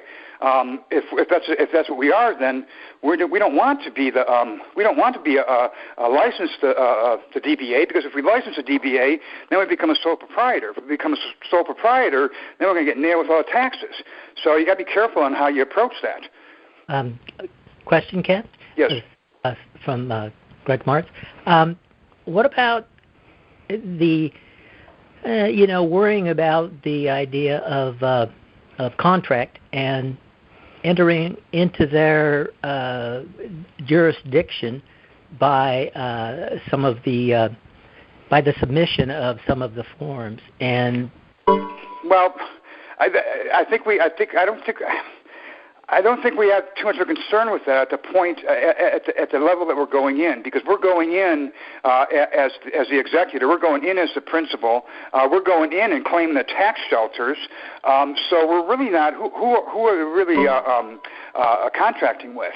And again, when we go in this capacity, we're going in as a shared copyright with so we are going in with we are going in the contract, the 1790 Copyright Act with Treasury, but that's okay though, because if they're going to take 50% of my earnings, I don't care. That's fine with me. I got a limitless credit line anyhow, so what do I care? Plus, I've got their protection. I'm protected now because if any of these people try to steal from me or create all these accounts underneath without my knowledge, then they're going to go after them. I don't have to worry about it. So I don't think it's a bad thing. I think in this case it's a good thing. I think that maybe we have to sit back and analyze and really think about the position that we're putting ourselves in and the power that we have at this point in time.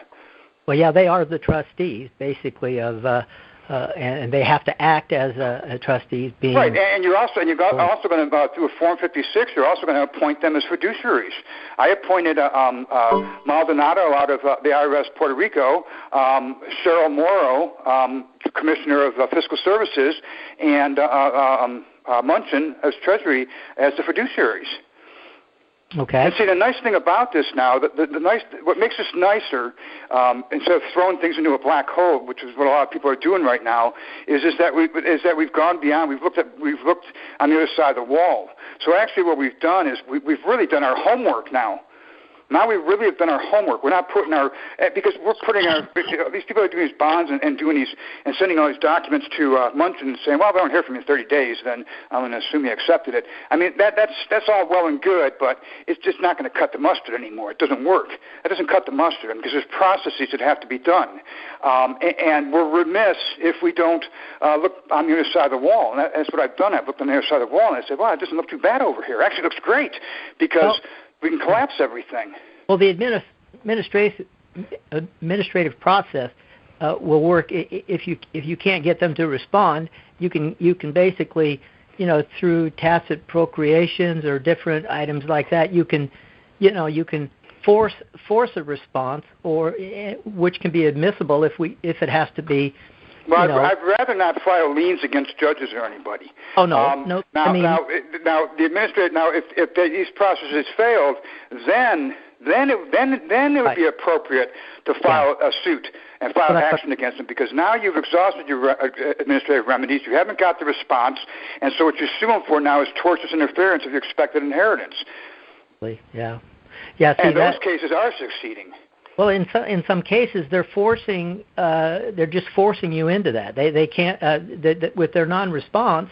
The only time you get any response at all is if you're just going to file something, and if you haven't. Well, again, though, remember what we talked about earlier. Remember about capacity, going in the proper capacity, and making sure that you remove that bar between and that power of attorney, that you have yourself in there so that you can speak to them. Because you got to think of that, and it really is. That's really a noteworthy item to give consideration to. Is that they're not all being assholes, or not just all ignoring us.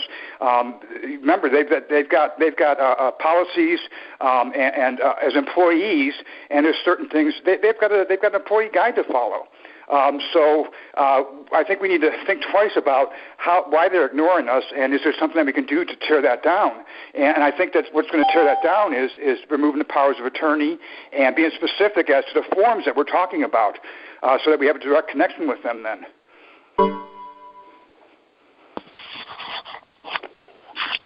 All right, very good. If anyone has questions or wants to add to or comment, please press *6 to jump into the queue.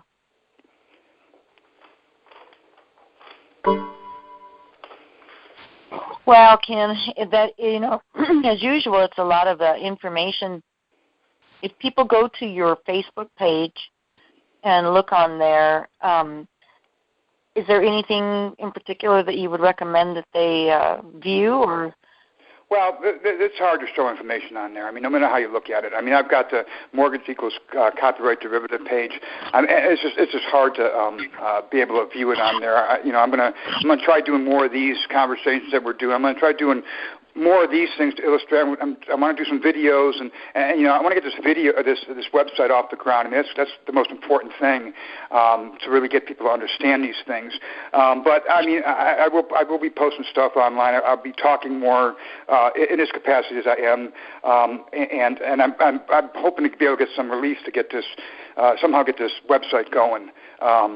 And hopefully that's going to, it's not that I got a great team behind me. It's just that I have to link a lot of these things together, and I can't do it right now because I'm still putting information together,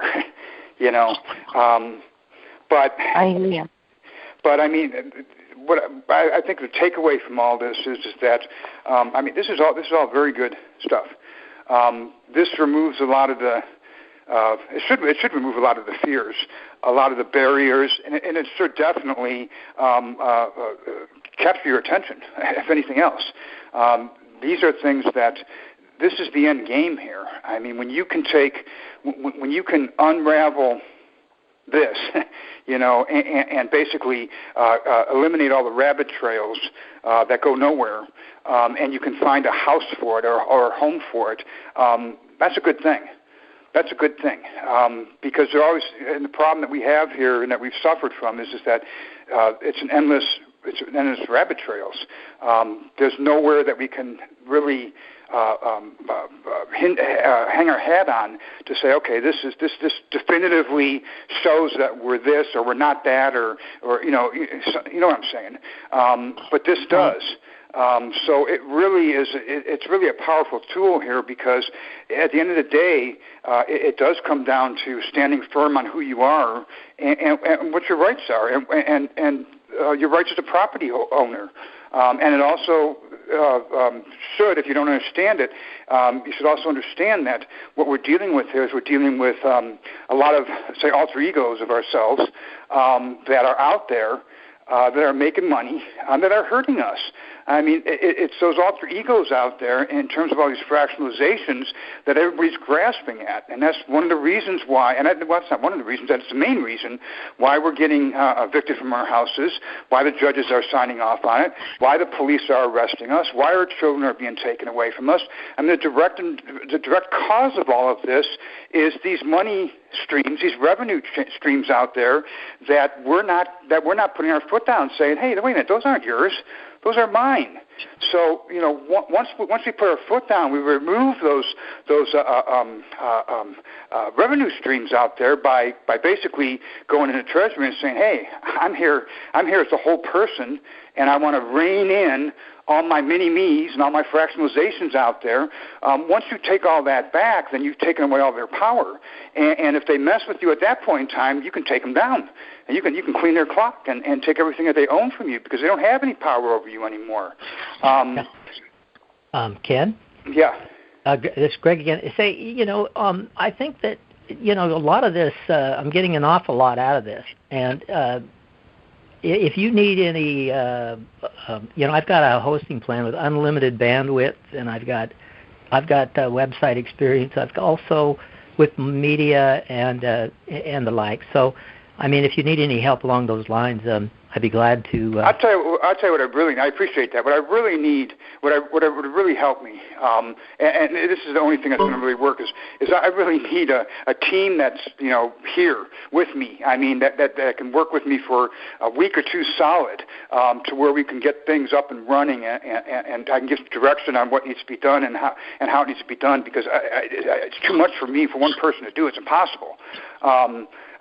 That's what I really need, because we can get a lot of this stuff expedited if I had my team in Idaho, if we were together for a week solid, maybe we're not going to get it all done, but we can get a big bulk of this done. This is a lot of information to grind through, and to not so much process, but kind of properly linked together. Well, that's what I need. What state are you in? I'm in Oregon. In Oregon. Yeah, see, I'm in Washington. And, okay. Whereabouts? I'm up in Mukilteo area. Where? In Mukilteo, north of Seattle, Linwood, north of Seattle. Okay. Oh, okay. I'm in Scappoose, which is right by, kind of by Longview. Oh, okay. Across the river. Well, I'm a sole proprietor, run a lumber yard, and I'm the only one, so I'm doing everything here. Yeah, it's a lot of work, isn't it? Yeah, so it's tough to get away but it would be something that can, if I could help through through emails and things like that. That's not going to work, though. I mean, it's just not. I mean, I've tried that. It doesn't work. I mean, what I've got is I've got documents here. I mean, I've got all kinds of documents, all kinds of patents, and copyrights, and all this stuff kind of needs to be. It's already in a database. It just needs to be linked. And I can't. I don't really have time to sit there and link all that stuff. But if I had somebody here to give direction to, and just to overlook and say, yeah, link that one, and then I can go ahead and do little video vignettes of these things, so that it gives people an overview. I mean, that's kind of what needs to be done here. It's a tremendous amount of work. Oh yeah. But I mean, this. I know it needs to be done, and it has to be done, and it will get done. It's just I was hoping sooner than later.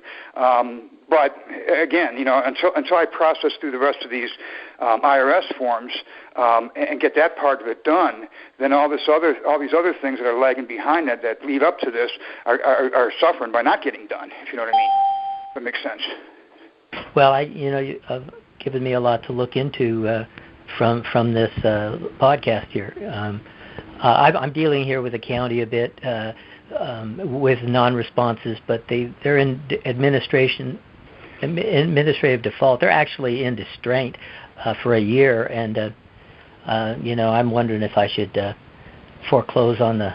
Well, I think you know what to do, and this is what I've been telling people. I think what people need to start doing at this point in time is you need to inform them of what you know.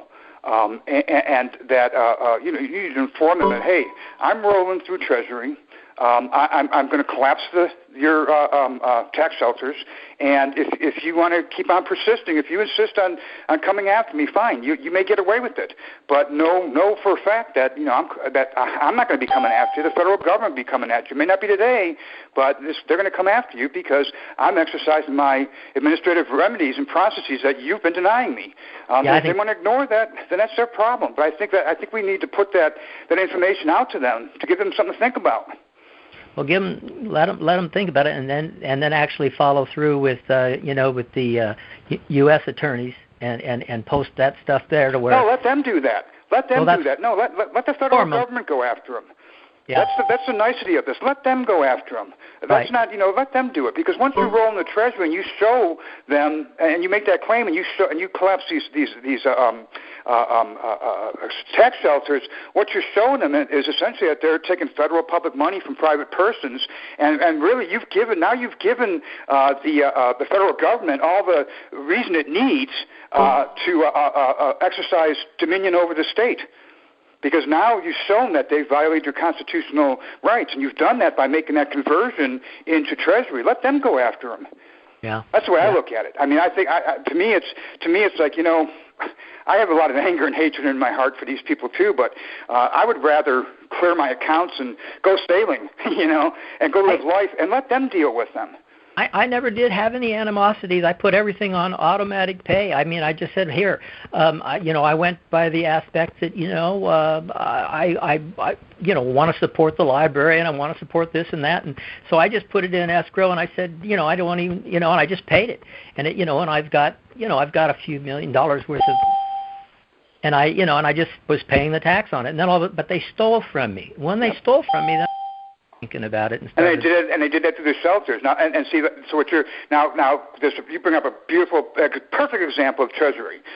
Treasury is, if you look in their regulations and their guidelines, I mean, they plainly state in there that they are fully operational under the common law, and that a man should get in what he puts, or get back out what he puts into it. And if he's not getting back out what he put in, then he has claims, and we will act on them. Yeah. Well, I definitely have, substantiated the claims. Because, you understand, you're not going to get anywhere with them in this state at this point in time unless you get them to understand. Now, like I said, a lot of these people have no freaking clue, so you got to kind of educate them a little bit. But I think if you go in with the language and the assertiveness of saying, hey, listen, I know what's going on here. I've done my homework. I know that these are all tax shelters. I know that you're benefiting from them. I know that that you're benefiting off of my copyright, which I never gave authorization for, and that I'm exercising my administrative processes through the federal government, through Treasury, and the IRS. I think that if we use language like that, and if they don't understand it, you definitely give them pause to at least think about what they're doing. Yeah. Well, I haven't made that particular approach, but I've gotten a lot of good info tonight, and I appreciate that, and thank you for your time doing this. Oh, my pleasure. Thank you for listening. Thank you. I appreciate it. Because, it's all beneficial to all of us. We all need to, sort of step up, define who we are and who we're not. Yeah. And I think I think we've been deceived for so many years. It's time to get off that bus. I mean, that bus is gone. We've got to get off of it. And I think that we're on the right path. I know that we're on the right path. Yeah. Well, I appreciate your time. Very good. Do we have anyone else in the queue there that has questions or comments? Yes, we have one. I'll go ahead and add them. I had a question for the host. This is Marshall Schubert. Are you trying to log in another format, Ken? What do you mean? Well, what do you mean, I keep log in on another format? I keep having somebody trying to log in, and they're using your name. I just want to make sure it wasn't you. I'm on the phone right now. I'm not even on the computer. I've been steady kicking them. Huh. Oh, well, okay. I don't know. Somebody's posing I'm not as even you, near my Ken. computer right now. Okay. All right. Well, I'm going to go ahead and bring the next caller up. Next caller, last four is 88966. Yeah, hello? Hello? Yeah, how you doing? Calling from New Jersey, Lamont. Hi, how's it going? I'm all right. Yeah, I just appreciate all the knowledge you guys are giving out. You know, it's kind of crazy to me, man, once you get into this knowledge, you know, it's like, oh, man, and, you know, you get angry. Yeah. Like, man, what the hell is going on? But, you know, I've been told that, you know, you can't really get angry. You know, you use that anger in a positive manner and just, you know, learn how to maneuver around it. But, you know, you got to go through that. You're going to get angry and you're going to get furious. But yeah, at some point in time, what you're going to do, you're going to become more empowered by it. You're going to feel better because you know once you see the world as it really operates, you're going to feel a lot better about it, and it'll be easier to maneuver.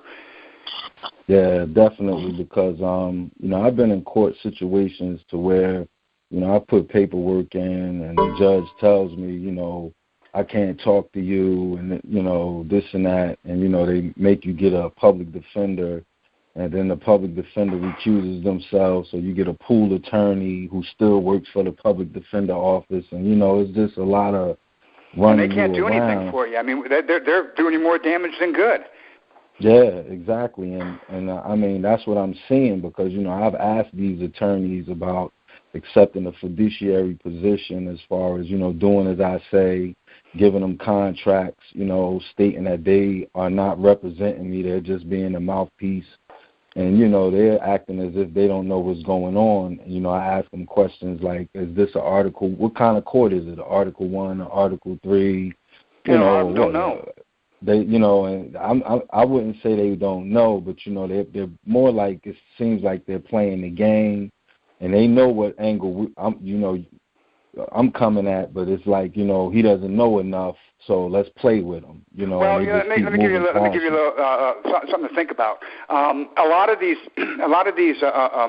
attorneys and a lot of these the capacity that they're operating under various types of trademarks, whatever trademark that is. It could be a financial good, it could be a service of some sort, whether it's as a defense attorney or in whatever capacity.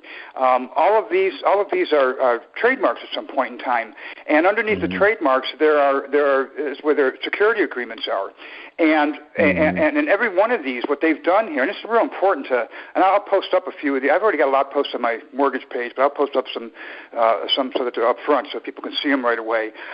What these contracts entail, and what it literally says in there, it says that we're the grantors, and we grant to whomever it is, whomever the trademark is, or company is, or law firm is, exclusive rights to our common law copyright, trademark, trade name for their exclusive use, and for the one that I saw from Aquin said for the pleasures and profits of legal representatives. That's what we exist for, and this is right in front of it, black and white, within these copyrights. So that's how they see us. They see us as a profit wheel for them, and that's all we are. Yeah. I mean, I can agree, because I think, you know, I heard you talking before. I may have seen a couple of your posts on there. You know, they're definitely making money off of you, and you know, the name is what they're trying to access just to get a hold of your credit. And, you know, when you bring that stuff up to them, I don't know what you're talking about. You know, where are you getting that from? Well, some of them don't. I mean, some of them honestly don't. I mean, there's some of our attorneys out there just don't know this stuff. But there's a lot out there that do. But even attorneys that don't know about it, they're still abiding by certain rules and of engagement, so to speak, that they're not even aware of. I mean, a lot of these foreclosure mill attorneys, they don't have a clue about any of this stuff. They're completely clueless. They're fresh out of college. They're wet behind the ears, and they're handed a computer-generated a court case or court summons, and here, go file this. And they really believe that they're foreclosing on somebody who is a negotiable instrument. So I know the attorney in HSBC, he had no clue what I was talking about. Now, rightfully speaking, that he should have been removed from the case, but of course it doesn't work that way because the way the courts are rigged. But it's all compartmentalized. It's very highly compartmentalized. So that's what we do have a benefit here. Yeah, and like in one of my cases, it was a quasi criminal because it was no a motor vehicle situation, but it's mandatory, so it's statutory legislation, and they direct me to the motor vehicle code and the criminal code to look that up and try to fight it. But I overheard them speaking, and the prosecutor told him, it's cut and dry. He ran off the numbers where it's mandatory, this and that, but it's under statutory. So getting the study bug that I have, which I'm blessed, I'm grateful for. What does cut and dry mean? Cut and dry means clearly decided, settled in advance, and completed without debate, question, or argument. Right. So and that's all their processes. That's all their statutory codes and statutes procedures. Yeah, and it's like a bill of attainder. It's like if you're already guilty. So that's what happens. Even if you're arrested without probable cause or anything for a ticket, because the cop, you're not cooperating with them, and then they put you under arrest, you bring up these things to them and say, well, look, are you operating under the Constitution? Oh, I don't have to answer any of that. You performing a bill of attainder, which is definitely against any Constitution. You're going against it because that's what it states according to your law, and if you took an oath to it, you need to uphold it. But, it's just a word game, and that's the thing, like what I was saying, what gets you upset, anything you say can and will be used against you, but you don't, they speak in their legalese term, and even these officers on the side of the road and in the courtrooms, they're trained to get you to say certain words that, attach, that put these latches on you, and you're like, well, you don't want to speak. And then it's like, all right, they got codes in there for somebody not speaking. You know what I mean? Just silence is acquiescent. Right. And then, that's a good point. Yeah, I mean that's where they see. That's where I think I was talking to a gal earlier today about sheriffs, and I think that's where there's wiggle room here. First of all, you ask them what their bond is. You start asking questions about their bond, and they start getting nervous. But second of all is that these guys are operating under, and you said it yourself, they're operating under guidelines that were given to them to operate under. But a lot of these guys, I mean, if we're talking in terms of mortgages or identities and how these things are working, a lot of these guys, these boots on the ground guys, they go home, they got kids, they got mortgages. I think that what we got to start doing is we got to start making the connection to them and breaking down the barrier and saying, hey, do you realize that the same thing's happening to you here? And make that connection with them. I think we got to break down barriers in that sense. Of course, there's going to be some cops out there just assholes and aren't going to deal with any of this stuff. But I think that there's a connection there that can be made, and I think it's an important connection to be made, because at the end of the day, if you can connect with the ordinary person, even the sheeple out there, that hey, we're not dealing with birth certificate issues here. We're not dealing with all this fantastical stuff where you look at me and think I'm crazy. We're dealing with something very simple here, and that's the monetization of your signature, that's going to piss a lot of people off. Yeah, and when I sign stuff, I always put all rights reserved. Yes. And, I heard them laughing at it. They're like, oh, you all right reserving it again. Like, and, you sitting there and you listening to them, and, you trying not to be belligerent or like, yo, well, what does that mean? Yeah, they're trying to get you to bust out the sovereign citizen stuff so they could really bust your ass. yeah, exactly. So, I mean, it's just, it's a lot of studying with this stuff to be even able to get into it, because, they're considered actors. They call you an actor. Yeah. And, and it's like, well, I'm not an actor, and they want you to put on a mask and wear that And like you said, with that signature, that's the only thing that they're trying to get you to release by signing a piece of paper, and it turns into an instrument. They're not, all of this stuff is not disclosed. This can turn into a negotiable instrument without my knowledge, and it's floating all over the place, and somebody's making money off of it, and I'm still being held accountable for it. And even if you put me in a slammer or something like that, you still making money off it, and they want you to sign stuff in there, and it's like, you know, it's a big game, man, and that's why. I think it's important. I think it'll make it easier for people. I'm thinking that this is my thought. I think it'll make it easier for people to take this path as far as understanding how these all daylight and tax shelters and what these tax shelters are actually made of, and how those things are derived. Because once you understand that, then you understand that. Then when you're looking at these guys, the way they're operating and the way they're talking and whatnot, you have a better understanding. Hey, this is all commerce. This is just business. And that's how, and like, you know, I've been looking at it, and like, you know, the thing is, you got to clear your brain from the old foolishness, you know, to let the new stuff in. You know what I mean? So, and it's kind of like if you get a ticket, the guy is a complainant. And the complainant, in their definition, is someone bringing suit. So you're being sued by this complainant. But on the complainant, he has a title, and he's an agent for an agency. So, you know, you investigate all of that, and it's like, well, the law of agency, you say, okay, well, let me look that up. All right. The agent is acting on behalf of the agency, which has a principal. So who is the principal? Now, the principal is the one that's supposed to be enriched from this. He's the one that I'm really violating. And who's the real principal? Yeah, exactly. And you're the real principal. And this all goes back. This is why you're the principal secured party. You've got somebody that has come in to act as your principal to make decisions on your behalf, which of course is not for your benefit at all. It's for their benefit. So it's a biased system to begin with, and they're the ones that are making the decisions for you.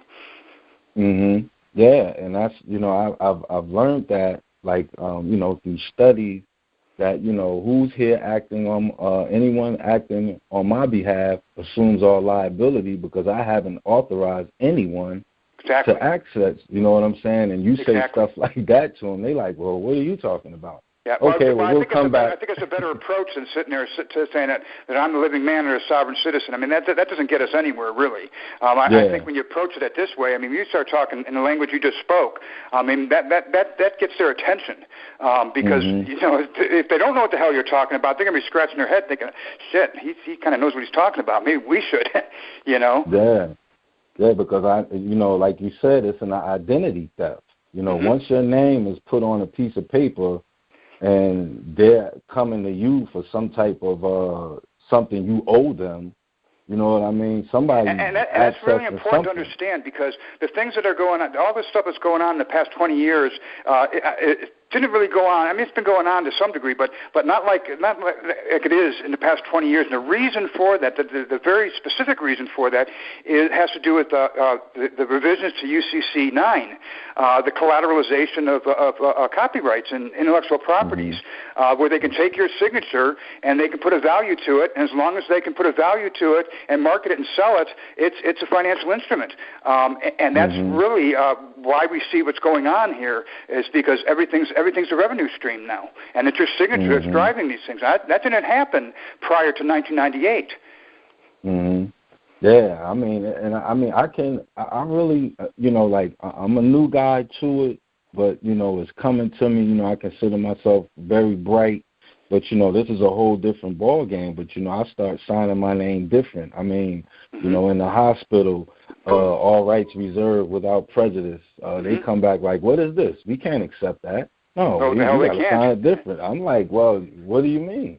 Oh, I have to sign it how you want me to sign it? That's my autograph. You know, I got a question there. I'm going to make a note of it to put it up on my mortgage page. It's a great questionnaire that you hand to any public officer or actor or police officer, anybody who kind of gives you hassle about it, and it's a questionnaire that they have to answer. So you hand it to them, and they're going to shy away instantly, because it asks them all kinds of questions that they're, as an officer of the or an agency, they're required to answer. Yeah, and so you give them so you put them on the spot basically, and really everything it has to do with everything we're dealing with here is kind of flipping it around to where it's not our bond, it's their bond, and risk management on their part, risk assessment on their part, because once you get them to think about their bonds and the risk management part of it, then they start getting nervous. Yeah. Because I mean, I have even asked, as far as like the signature stuff is concerned, when I told, you have to sign yourself out or be bailed out of jail, and you have to sign paperwork for them to let you out, putting you to it. You reserved your right to bail bondsman, asking you all of that. But I've asked the lawyer, so why did I have to bail out of jail? What is it for? This isn't the bail was outrageous, and I mean it wasn't a major crime or anything. So what is that, like a lien on my body when I signed it? He said, yeah. Yeah, it is. I was like, okay. It's a reason for them to tap your spendthrift, your trust. Mm-hmm. It's a reason for them, and it's a reason for them to do it tax free. That's the biggest thing about this. This again. Now we're going to tax shelters. Whenever they can tap into one of us and take something from us that takes from our credit account, that's a credit for them. Yeah, and aren't you should be able to ask them for a 1099 or something like that? Yeah, you can do that, but be careful with that though, because you do the 1099. The 1099 OID is not for us. The 1099A is, but the 1099 OID is not for us. We're not in that capacity. There's other forms for other 1099s for us to fill out. The miscellaneous, and I think the one that we really want to fill out is the interest, because we're due the interest that was paid on that, and those are the ones that we should be filing. And all these things become more clear as they come out more and become more delineated. But yes, I mean that's the process that you're going to go through. Another thing you do is just if you're in foreclosure, one of the things you can do is just accept it. Don't give any controversy. Just accept it. Tell them that you'll pay it, and then do a charge back through Treasury. But again, those things too, though, have changed a little bit, and those are the things I'm working through here now that changed in January of 2017. So I think it's going to become even easier once we get these processes down. But the point being is in some cases, just give them what they want, and then let them tap your account, give it to them, and then go back and hit them on the IRS charge and let the IRS go after them. Okay, but see now, what if what they want if they only offering you jail time? Those are your only options. Then. Yeah, exactly. And then you ask them about the bonds, trying to retrieve bonds and stuff like that, which I'm not too familiar with.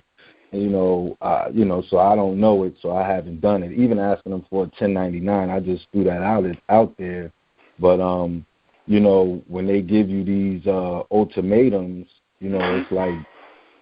It's either this, and then they tell you only got two choices, and that's it. It's like, you got to be kidding me. So, I mean, what do you mean? Are we going to go to trial? So, I mean, if you take it to trial, the same similar way you're treating me now is going to happen at trial, but y'all just going to go through the motions again and charge me more and then give me more of a sentence because of going to trial. So exactly. Yeah, either take the plea or go to trial and take a chance with that, and the chances are you're going to go way longer. Exactly. So and I have told them, like I've offered. I said I offered discussion.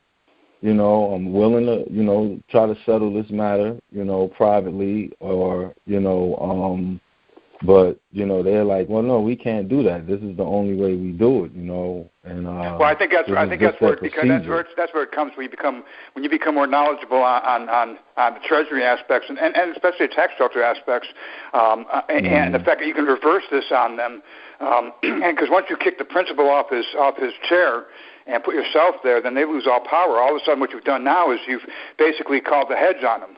And now where you were the surety, now they're the surety. Now they're the ones that are on the cuff. And I think that as we learn more about that, and as we learn how to apply that more, that'll give us a lot more power and detract from a lot of these outrageous things that they're doing. Okay, well, yeah, man, I appreciate it. I'm going to yield the floor, so I'll probably contact you, man, and, just refer to the conversation we had tonight on, through a message or something like that. But I appreciate it, man, and Keep up the great work, man, because I'm studying, man. I appreciate it. Thanks a lot, man. Okay, you're welcome. Thank you. All right, thank you. And we have others out there that have questions or would like to add to, comment. Anybody out there? Well, this has been a... Yeah. One thing. The previous your previous guy that you had on there. I've got a pretty good item of presentments that can answer a lot of his questions. If he's going to have to go to a situation where he's going to be going in front of in a court situation that would help him out. I do believe, anyway. I mean, maybe if I posted that on the Facebook page or something. That'd be fine. Yeah, that'd be fine. Yeah, that would be a good way to handle that. Yes. It has to do with presentments, and it has to, placing a bond in the court going in, and using your A4V, using your exemption bond with the Treasury. Right. But you got to be careful with that, though, because, like I said, they've changed a lot of those regulations, it's not so cut and dry anymore. I don't think. I think it's actually going to be easier once we go through these and learn these processes. It's going to be a lot easier. But yeah, I mean, I got the same thing. I got same thing with a chargeback. But at the same time, though, we got to be careful because how they, if they're going to work at all anymore.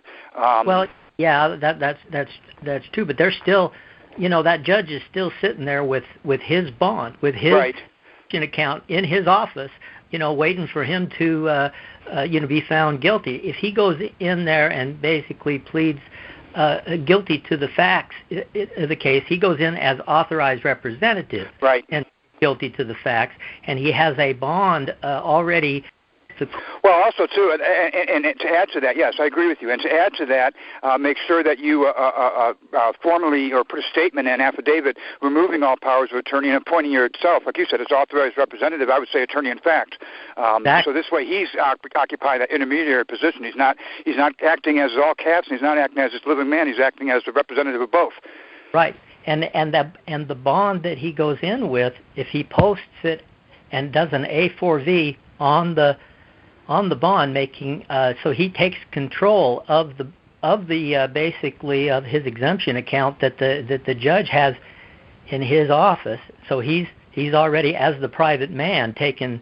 If they agree with it, that's the problem. I mean, some judges will agree with it, others won't. That's the problem, is getting these guys to agree to it. Now rightfully, they have to agree to it. And I think that as this goes on, they're not going to have a choice but to agree to these things. But, of course, what you're doing when you do that, what are you taking away from these guys? You're taking away the interest from them. And that's what they want. Those bonds are all interest. It's all tax-free interest to them. Yeah. So you're basically what you're doing is you're taking away their double dipping, which is a good thing actually for us, but it's not so much for them. But so I mean, again, it goes back into how much knowledge we have on these guys and these processes. But yeah, I mean, I feel presentment is a beautiful way to go with it. Mm-hmm. Okay, well, I'll take that into consideration because I know I have asked before. Well, I was told, what reasons do you have me in here for? What I haven't injured anyone or whatever. Well, New Jersey has an interest, and I didn't know how to come at that. Where from reading it further, that's what I wanted. I should have got it. Yeah, exactly. Point of clarification. Exactly. Point of clarification. What do you mean interest? You like me? Or what I mean? What interest is it specifically? And that's where, I think I would have caught them. But, it's like a learning process you go through. And because, like, I hear a lot of times when you do go into these courtrooms, you will have access to an out to where you can get through it by their words or, just call them or what they're saying. You know what I mean? Like, am I to understand right now that the judge is making the judicial, determination that New Jersey, it's an interest involved here? What type of interest is that? Well, a lot of these cases, too, they're acting, these judges, and this is really how they're acting. I mean, they're acting under international codes and standards, Admiralty Maritime, of course, but they're acting as an administrator of royalties. So what they're doing is they're administering the royalties for that are going to spread out over the basis of these bonds or whatever instruments are out there, and that's a matter for administrative. And so if you're going to deal administrative, it should be done on the administrative side, and they're basically impeding your due process rights and equal protection by not allowing you to go ahead and exercise those remedies. Right. Okay. Yes, my question is that. The Emancipation Proclamation is the abolition of slavery, and I'm wondering, is there a way to strategically use this in a courtroom against any cases on debt or even a criminal case? I wouldn't use any of that. I wouldn't use any of that. I would roll. I mean, you're already in a slavery situation anyhow. Roll it over through Treasury and get your constitutional rights and let them go after it. Let them address it. I mean, you've got to be in, and this is one thing I've learned about after all these years, and after going through the court process myself and not understanding it at that time, is that everything is administrative, everything.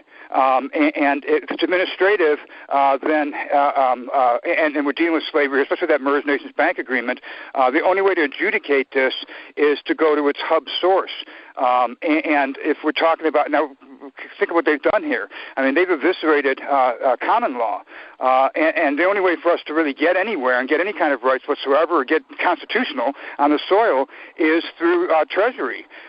Treasury is their main focus, their main purpose is to balance or take care of the finances of the United States. So if we're talking about, and of course, we're talking about slavery, we're talking about bonds, we're talking about money, we're talking about commerce.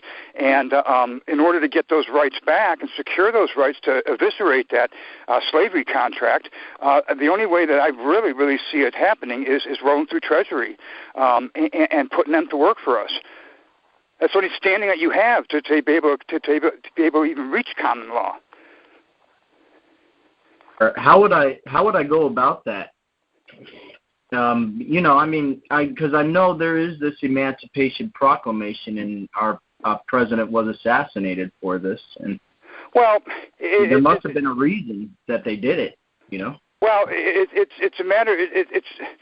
Well, it was what I was talking about earlier when I was talking about the 1895 or 1897 General Allotment Act, which has to do with which is slavery in it's Blackacre, which was operating after the Reconstitution or Reconstruction after the Civil War. I mean, it's all a matter of the persons that have a higher intellect or have higher sophistication exercising their superior powers over those that don't have the information, that are lacking of information, whether it be by ignorance or by, well, in most cases, in all cases, by information that's not being disclosed. Right. And that's really what it comes down to. I mean, everything we're dealing with, and I'd say that's what really amazes me about when I opened up these IRS tax shelters. What really amazed me about all this, what really amazed me about all of these, even the patents, what amazes me about it is really all based on presumption. I mean, we blindly allowed others to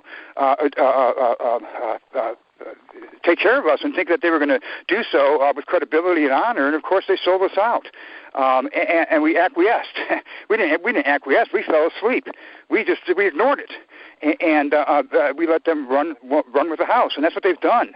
But they've done it, and they can't do these things. Everything that they're doing is a constitutional violation. But because they've instituted all these codes and statutes and basically wiped out common law, the only way that we can really restore ourselves is to go back to that. And the only way to do that is to roll back through Treasury and kind of reverse that copyright to where it's not a copyright that enslaves us as it is now, as it's being used against a gentleman in New Jersey. But we've got to roll it back to where it's a shared copyright, to where we have the master control of it. And that's the only way that I can see this happening. Well, how do you go about attacking the Treasury with that constitutional right? Well, you don't really attack. You don't attack them. You don't have to attack them. What I did was I just went through and I did a declaration of life and status, and I declared myself as not a state national, because you don't want to be a state national because it's the states that are fucking you. We want to be an American national, and because we're a collection of states, and underneath that collection of states are individual states that are foreign to us, that makes us a foreign national, and we want to be an American national that's foreign because one, I mean, it proves out here within the tax shelters. I mean, that's where you get all your that's where you're tax exempt and you've got all superior powers and whatnot. So I did a declaration of life and status. I did a notice of termination. In my case, I fired MERS, and I terminated, and I claimed my copyright, my common law copyright, and I terminated all licenses. Now, you have to understand that a mortgage, and keep in mind that we're not talking about a mortgage, we talk about mortgages, we think it has to do with real property, and it's rooted in real property, and that's not true. A mortgage is derived out of copyright law. So there's all different kinds of mortgages. There's mortgages to patents, there's mortgages to trademarks, there's all different kinds of or mortgages. We've been hoodwinked or made to believe that a mortgage is specific to real property. Well, that's not true. A mortgage is rooted in copyright. So what they've done is they have put a cloud on our title. Now, this applies to whether it's a motor vehicle or credit cards or whatever, anything has title to it. They put a cloud on that title by a system of licenses. Now, by the operation of law, this is operation of law under copyright. When a person claiming ownership of copyright, terminates all licenses, by operation of law, title reverts back to the person claiming copyright. That's pretty cut and dry. It's pretty simple when you think about it. It's cut and dry. Now, enforcing that is another matter. I mean, you're obviously not going to enforce these things in the state courts. I mean, or in the state or the county. You're not going to enforce these things because you have a system of codes and statutes where the judges are operating under Commonwealth, because it's international, because it's amateur maritime, and they're taking cognizance of federal law. So they're basically scoffing at federal law, essentially. So the only place that you can really do this kind of a claim is in the federal government, is within Treasury.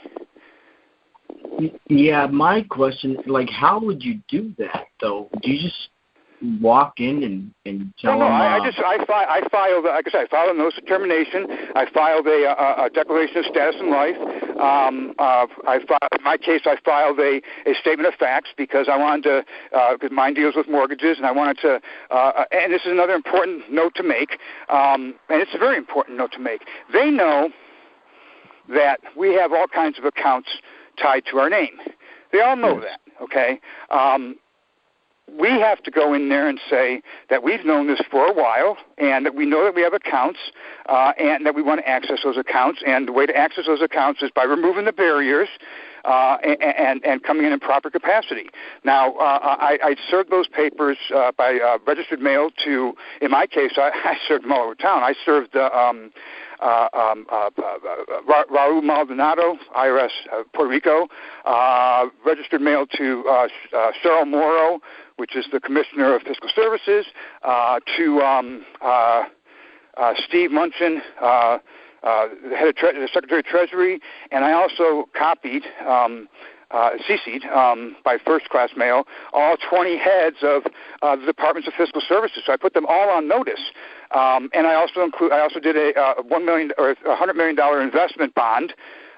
Which is different than an indemnity bond. It's an investment bond because I know that my identity is being collateralized and making a whole shitload of money for somebody else. And so what I've done is I did a 30-year future investment bond, and I put that in. So I also put in I actually asked for three things. I asked, one, that Fiscal Services determines the Series EE bonds for my birth certificate so that I get those reissued so I can liquidate them and take those monies.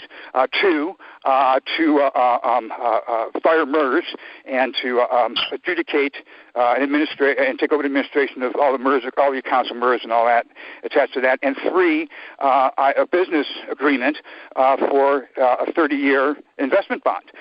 So I made him a business offer. Now, I don't know if you heard me earlier. I haven't heard back from Fiscal Services yet, but I heard back from the IRS, and the IRS telling me, well, get your filings in order, get them caught up, and so we can do a proper assessment, do a FOIA, so that we can open up the accounts. So that's how you do it.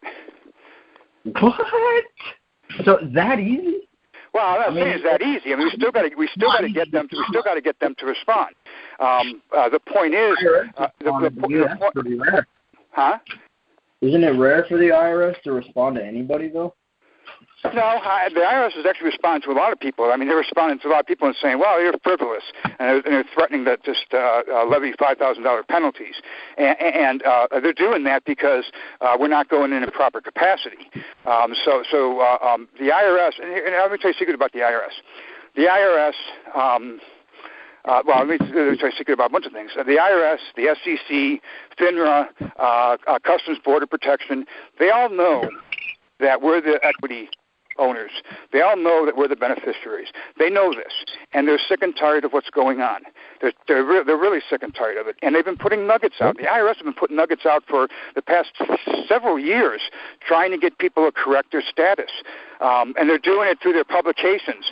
The problem is you and I and everybody else is we're fighting this at a whole different level because we're looking at codes and statutes, and we're not giving them the attention that we should be, and they can't. It's not like they can come out and announce it to us because they can't do that. Why? Because they've got their own confidentiality agreements. They've got their own in-house codes or regulations to where they can't come out and say anything to us.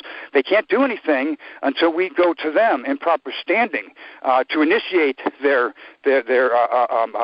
responsibility. The same thing with the SEC. The same thing with Customs and Border Protection. They've all been putting those nuggets out there. It's just that none of us have been looking at it.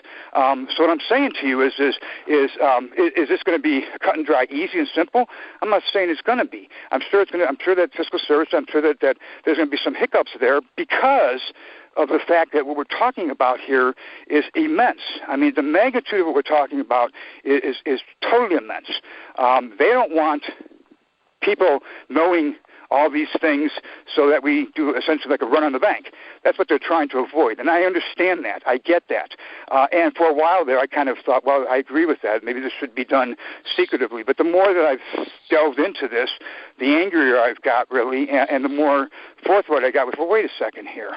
It's not fair that a few people with knowledge can go through and do this whole private process and get a black card and go live their lives in luxury, and other people can't.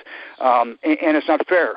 And I determined that, and I came to that realization when I found all of these tax shelters. I thought, wait a second here. There's no big secret here. We're not violating any trade secret here, because what you've got here is you've got filings that are essentially there for the public record, in terms of patents, in terms of copyrights, trademarks. All this shit is out there. There are no bank secrets because everything's patented. The problem is that we're not looking in the right spot. We're looking elsewhere. So all I'm doing is saying, hey, guys, let's look over here. And then what we do is we just follow the administrative process. Like I said, these tax shelters, you get into these things, it tells you clear as day who you are. I mean, there's one filing in the IRS, I think it's the passive investment one that defines what defines what a collateral guarantor is.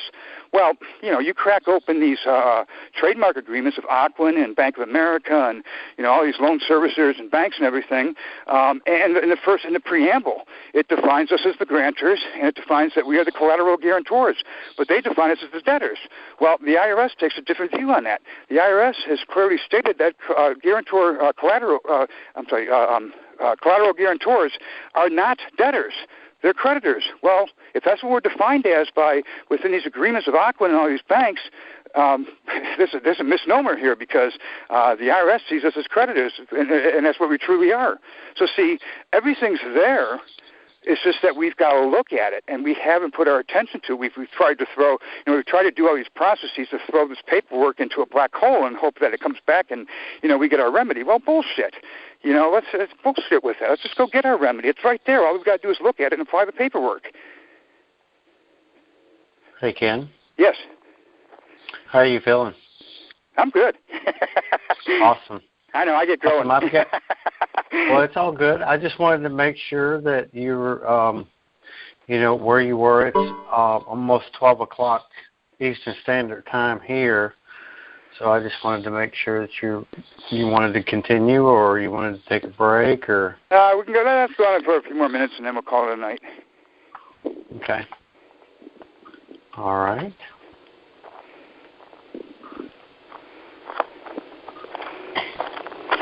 Well. Actually, let me read you something here. I got something here that maybe will give you a little bit more clarity on what we're dealing with patents here. And this is one that particularly bothers me.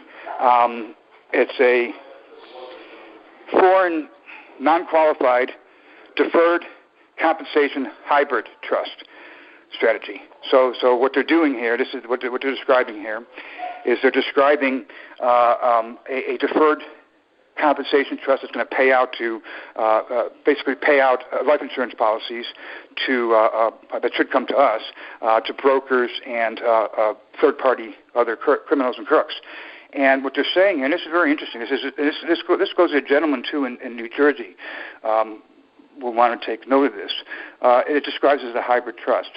And it says the hybrid trust is a trust that is registered in a foreign jurisdiction, but also qualifies as a U.S. trust for IRS purposes. In order for the trust to qualify as a hybrid trust, it must provide, 1, that a U.S. court can exercise primary supervision over trust assets over the administration of the trust, and 2, a U.S. person has authority to control all substantial decisions of the trust, i.e., principal trustee. The trust instrument can provide that the trust will be governed by the law of the foreign jurisdiction in which the trust is registered, so long as the trust instrument states that the administration of the trust will take place in the United States. What does that tell you?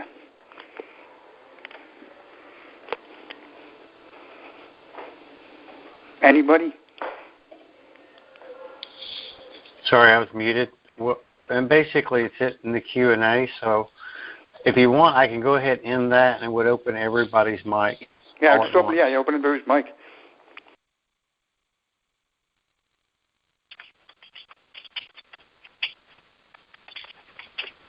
Repeat some of that, Ken. I thought you fell asleep. You're still there. Can you hear us? Huh? Okay. Go ahead. I said the hybrid trust. This is very important. This is really important to grasp what we're saying here, because this is the manipulation that's being performed through. They're basically saying, as a foreign entity, they're giving the U.S. third party, whoever they hire, authority to administer it. Well, what they're saying here is they're saying they can go ahead and create this hybrid trust that as long as the U.S. court can administrate over it. So basically, what they've done is they've taken away because it's a foreign trust. Remember, we're talking about a trust. We're talking about assets. There are assets that they're basically stripping away from us and putting them in the hands of U.S. court and a principal trustee that is directed by, in all cases, directed by Delaware. And it goes on further to talk about what they're doing with these trust instruments is they're creating instruments of an irrevocable life insurance policy to which, because it's being administered by the U.S. court system or a U.S.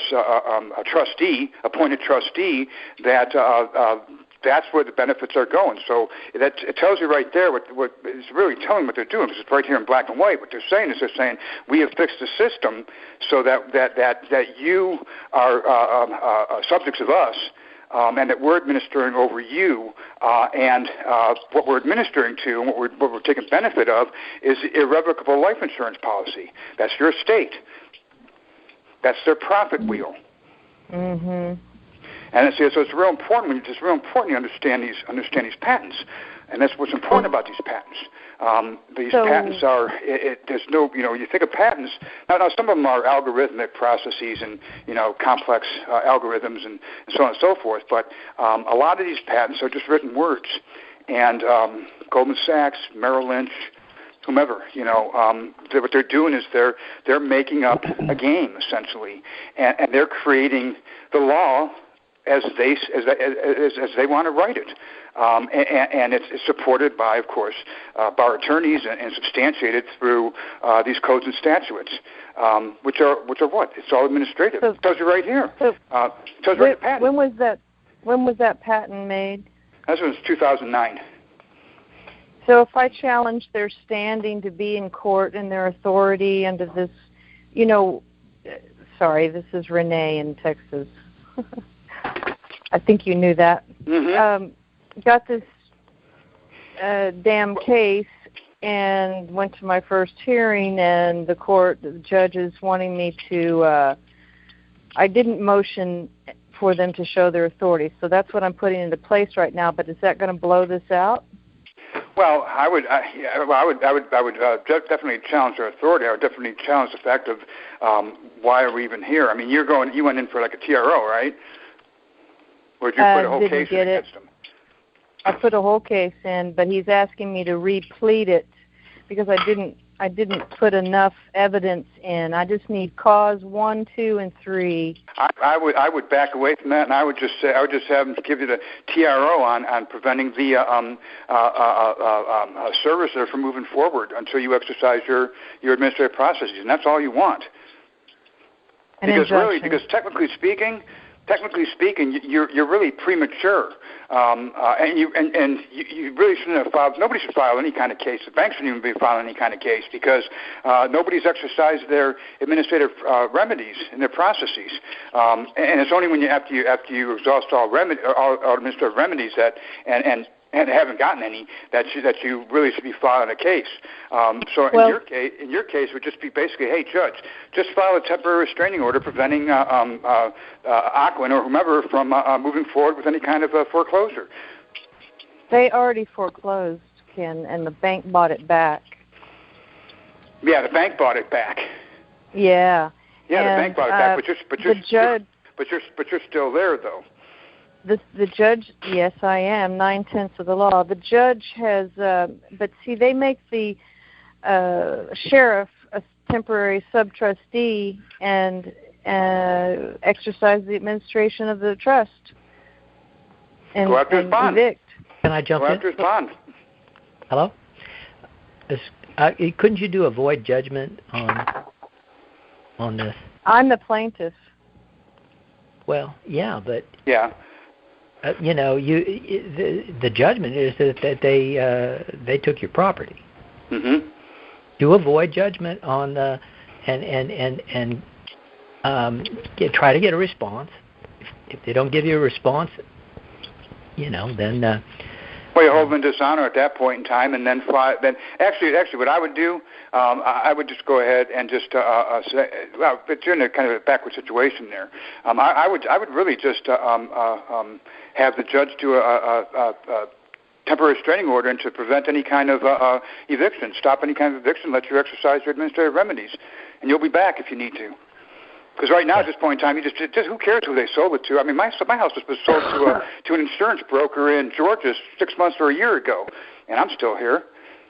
It's not, what you want to do at this point in time is you want to prevent them from moving on you to evict you from your house. And as long as you can do that, then you're in good shape, so you can go ahead and exercise your administrative processes. And if you don't get any remedy on that, then you come back and sue them on tortious interference. Now you got a case. Right. Exactly. I mean, who cares if they sold it? You're still there. That's what matters. You'll get all that money back when you go ahead and adjudicate it administratively, because once you flip the coin on it, then you go ahead and have the IRS or do them yourself in the 1099 process and any of the other tax shelter process and let them go after them. And then you'll get that money back. You'll get it back as a chargeback. Well, it doesn't necessarily have to be through the IRS. It could be just through an implementation of a cause of action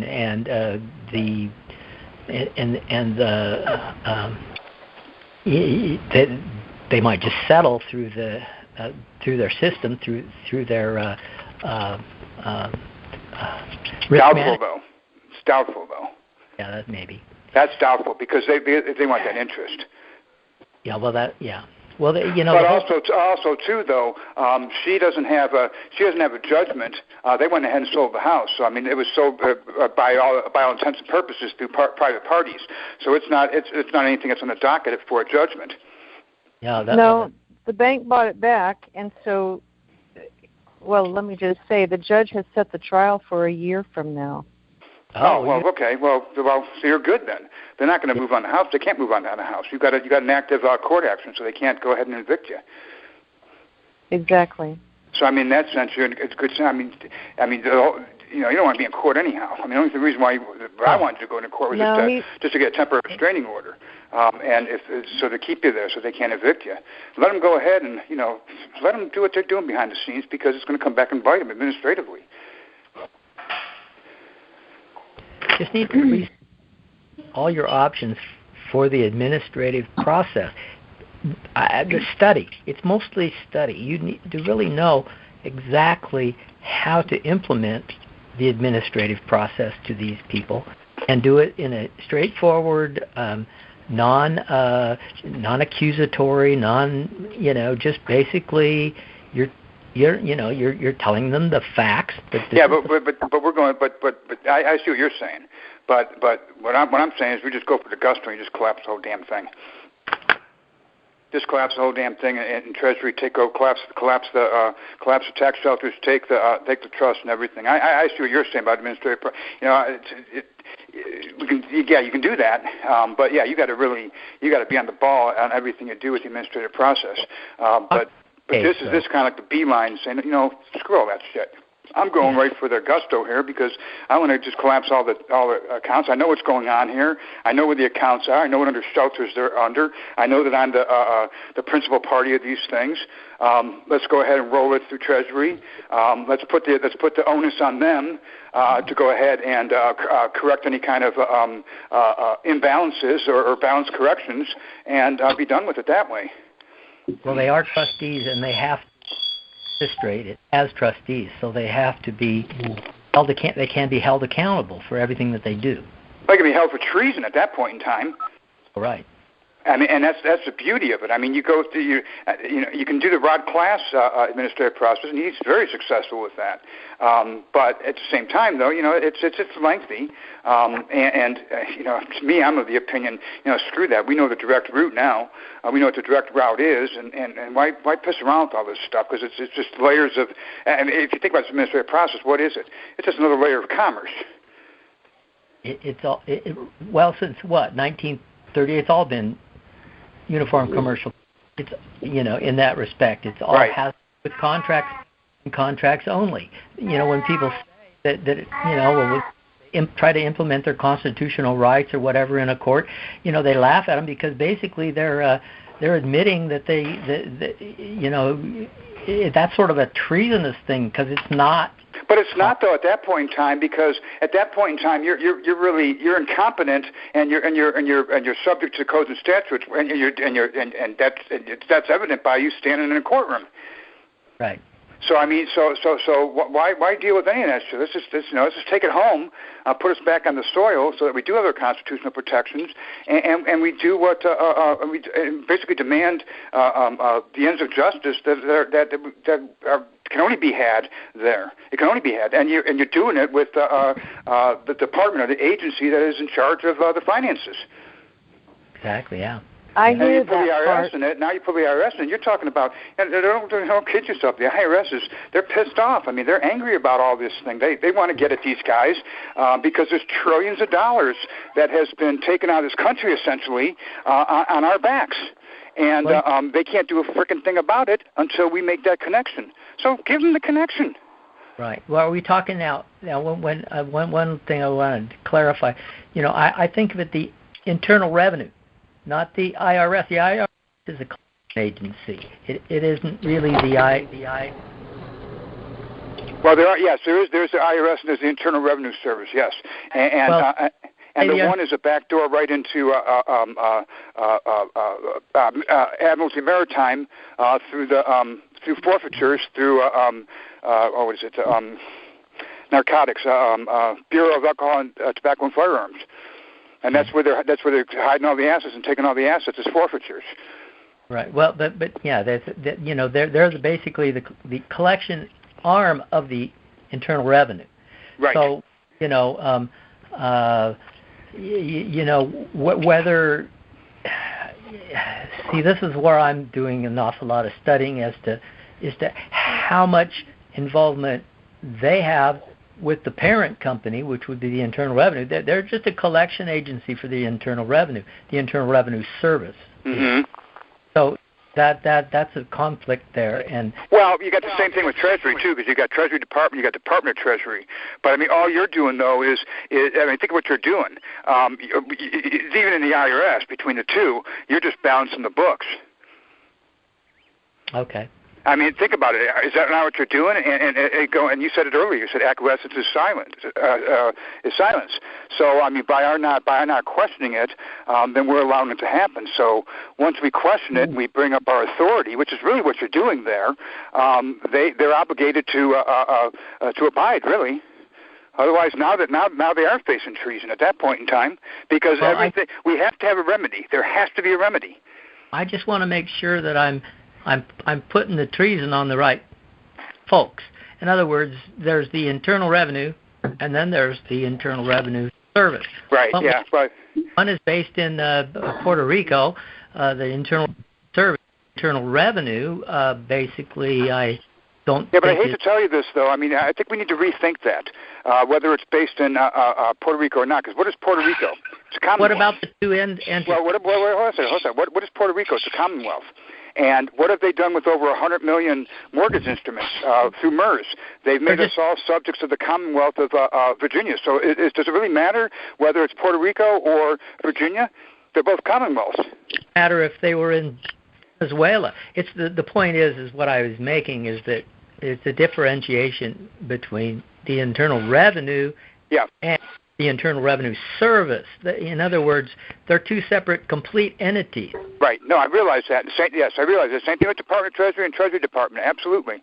And yeah, you're right about who are you putting the treason on.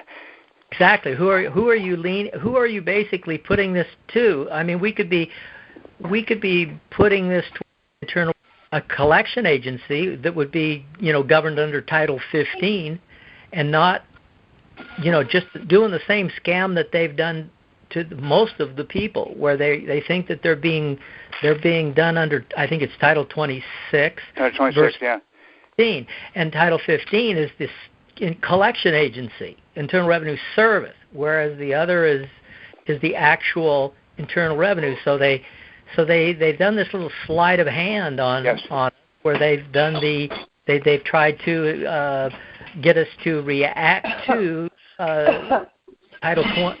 Title 26 when they're actually Title 15. In other words. Well, and I think that's the nicety of cracking open these shelters, because these shelters give us the option. I mean, it really does. It gives us the option to define which agency it goes to. Really, I mean, if you break it down in terms like that. Yeah. Well, that's it.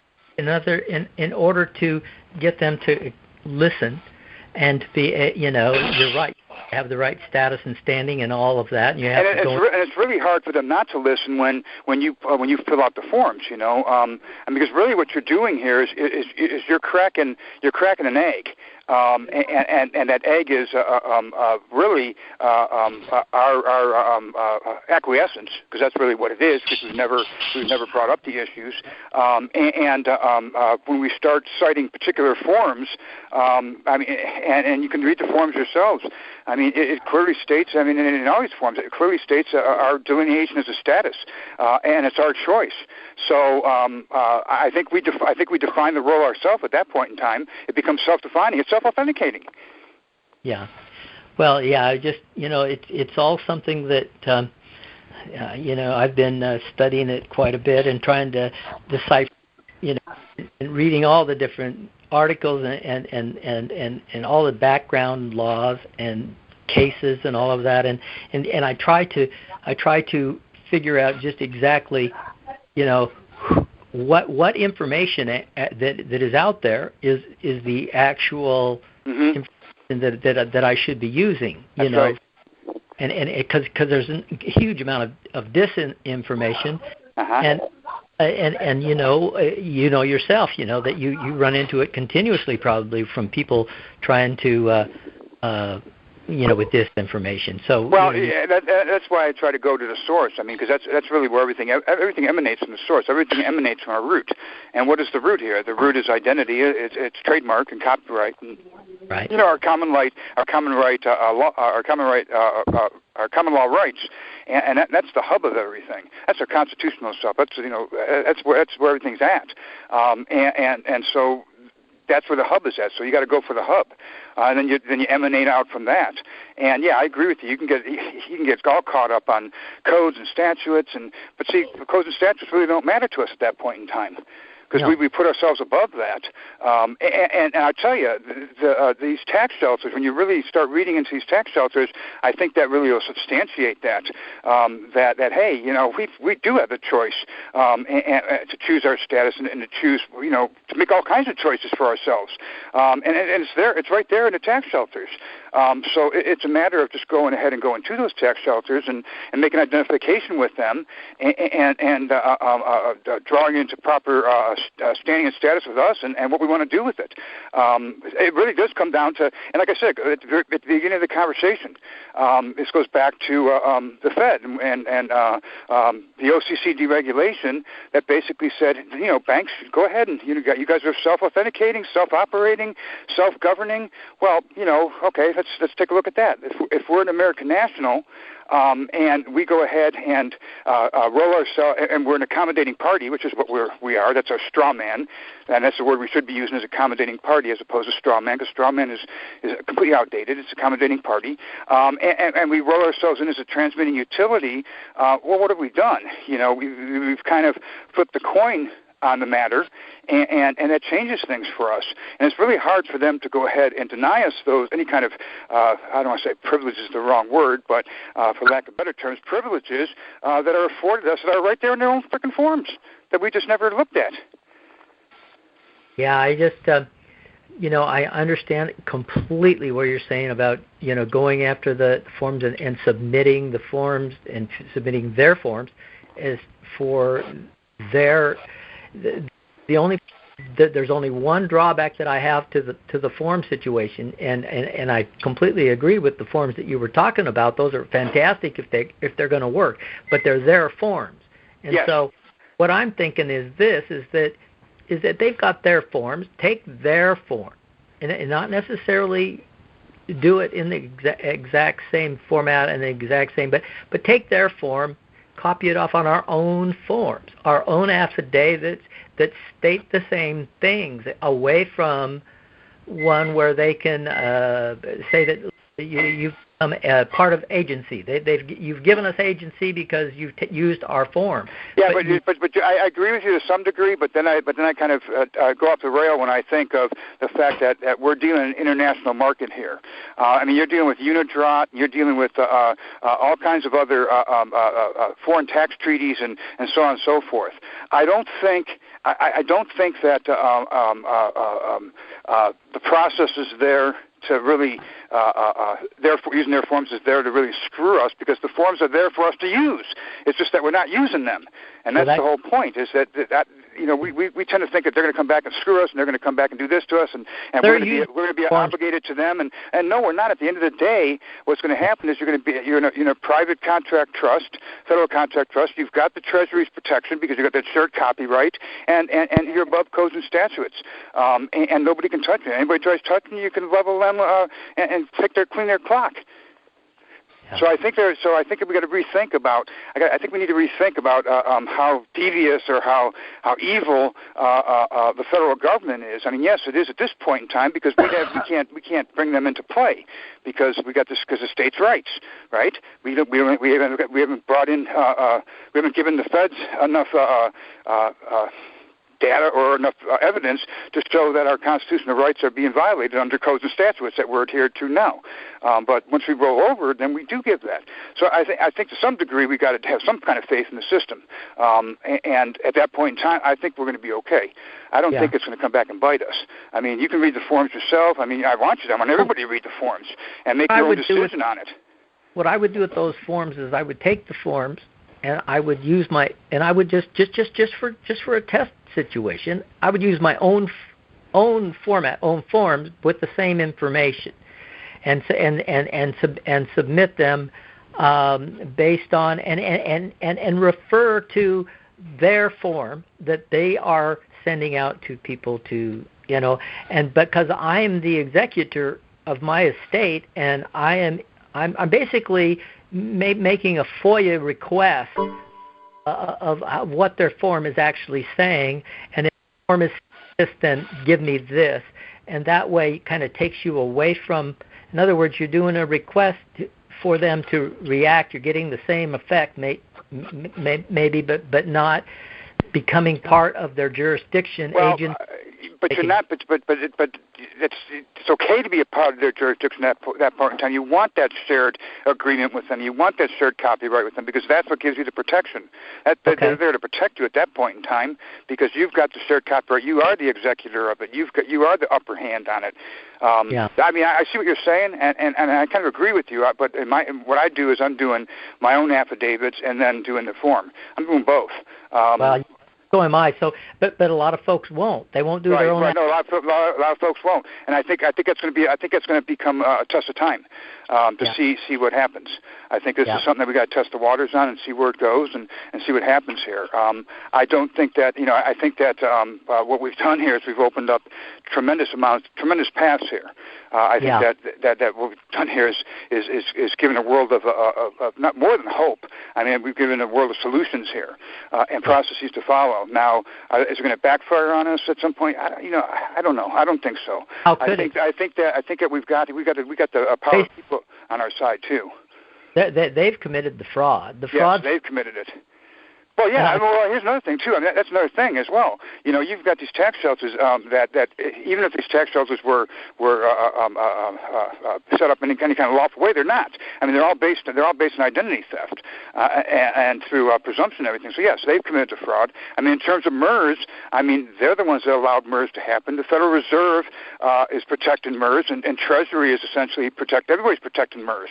Now, is that because they're doing it intentionally, or is that because they're doing it because they don't have the authority to act, because we haven't made the connection, or we haven't given them the authority to act, or they're separated by agency and they don't have that connection? We got to think in terms of that too. I mean, that's a real important point to think of. We think that they're always screwing us, they're always ignoring us, but we have to step back and we got to step out of our box for a minute, and we got to look at the situation and say, wait a minute, is it the reason why they're not doing anything because they're restricted by agency regulations, or what's the reason why? I mean, I think we're too quick to react and say, "Oh, the federal government's all crooked bastards." I think it's a wrong assessment. No, going in with an attitude that you want them to help is a whole different attitude than going into you're a son of a bitch and that you screwed me. In other words, I agree along those lines. You can always fall back on that a fraud in the beginning. In the beginning is going to be null and void for any kind of contract, and so you can always go back to that from the. So you're right. I agree that maybe trying some of these with utilizing their forms. I just don't do any forms. I was the same way. I mean, I see what you're saying, and I agree with you. I was the same way. But I mean, as I delve deeper into this, I'm seeing so many forms. And then I look at it and say, okay, it's a bureaucracy at this point in time. It's not all bad. I mean, you got to think, and also too, the copyrights that the federal government has. I mean, they're not. Those copyrights are different than the ones that are being used against us in derivative form from the private side, from the banks, from financial services, from all these other people. So it's two different ways to look at these copyrights. Everybody says, "Oh, it's copyrighted." Well, that's not necessarily bad. It doesn't mean that they're going to. Just because it's copyrighted, it's not necessarily bad. Because, like I said, again, shared copyright. That's a very important point to understand. Is that copyright is huge. It's huge. But you take control of it, and the whole game changes. Exactly. I mean, because right now they have proprietary ownership or proprietary overseership over it until the living man comes forward. When the living man comes forward, on the 1790 Copyright Act, I mean, it's changed over the years. It's grown over the years. It's been amended over the years, but it's still statutes at large, and they still pertain. They still very much pertain. If anything, they pertain more because there's more lines of business out there, in a manner of speaking. But when the living man comes forward, everything vests back to him. And in the event that somebody has profited had profits and gains off of that copyright without that person's express written permission, it's 3 times damages. So what are you doing here? So what you're saying is you're saying, okay, I will go ahead, just close out my accounts and give me all my accounts and let me have the administration over it, and we're done with the situation. Or if you don't want to do that, fine, let's go to court. We'll do tortious interference for 3 times the damages. Right. Well, let's go way back to 1966 and the SSDK and the implementation of the SSDK trust when the individual came when they found that it was a flesh and blood individual came forward, the trust was, it was no more, basically. And that SSDK lives in that 1790 Copyright Act. Right.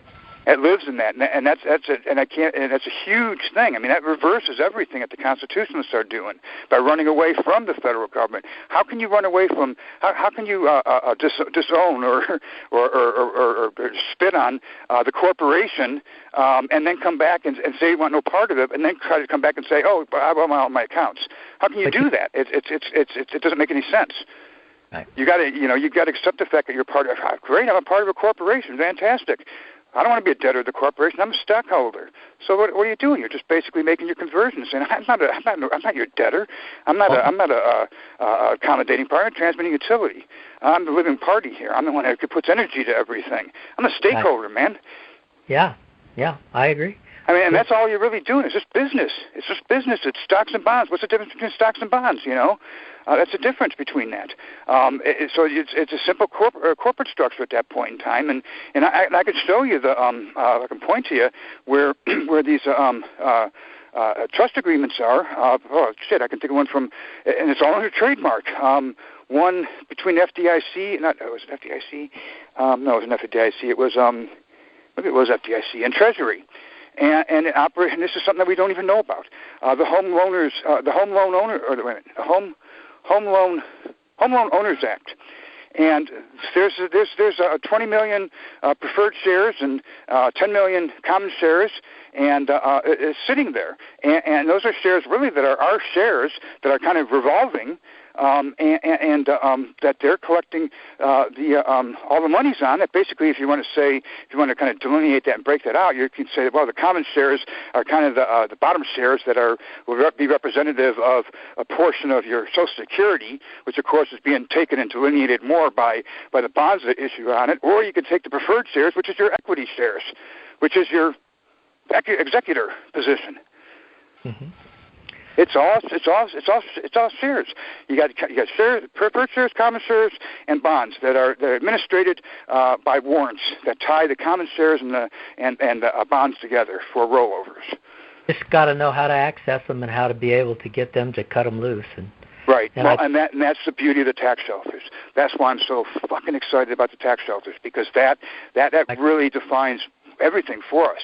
It's all right there, and all we've got to do is we got to just make the claims and go for it. I mean, it's there, and fiscal services is there to help us. I mean, all these things are there, and it's a test run.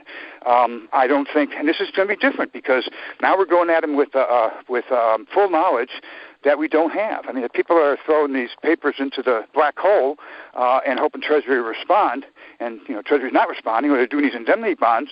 The thing that bothers me about that is you're kind of tossing it's kind of like pissing in the wind and hope it doesn't blow back on you.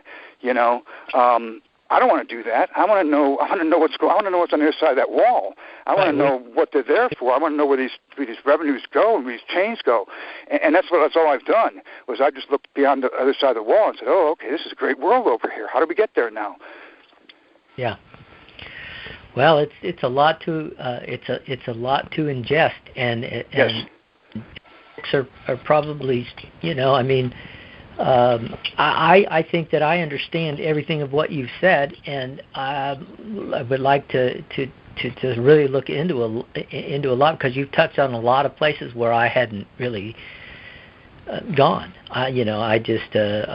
So I really appreciate the input. And my pleasure. Well, and that's the whole thing. I mean, they've everything we're dealing with here understands everything is on intellectual properties, everything, and that's exactly what they wanted to keep us away from. They've done everything they can to make sure that we believe something other, than what it actually is. Because when you get on the intellectual properties and you start ripping these parties' intellectual properties, they don't have a leg to stand on. Yeah. And here's the thing: it's so damn powerful. Sit there and say, well, they're not going to entertain that; they're just going to ignore us. I don't think they're going to ignore us because, when you can show somebody, when I can sit down with you or anybody and show you this picture, I mean, it's one thing to sit there and go on and pontificate about birth certificates, and people look at you like they're freaking nuts, right? Because they haven't been experiencing this. If it's a sheeple, but you approach a sheeple and talk about what we're talking about tonight, it's a whole different ball game. Yeah. Well, it's it has to be understandable in the context of the disinformation in the respect of just what the education of the American people has been brought to believe. In other words, this is so foreign, and there's so much cognitive dissonance going on that there's a few people that really want to grasp this that have been affected because came after their property, but the people their property hasn't been whatsoever. Those people are completely in this.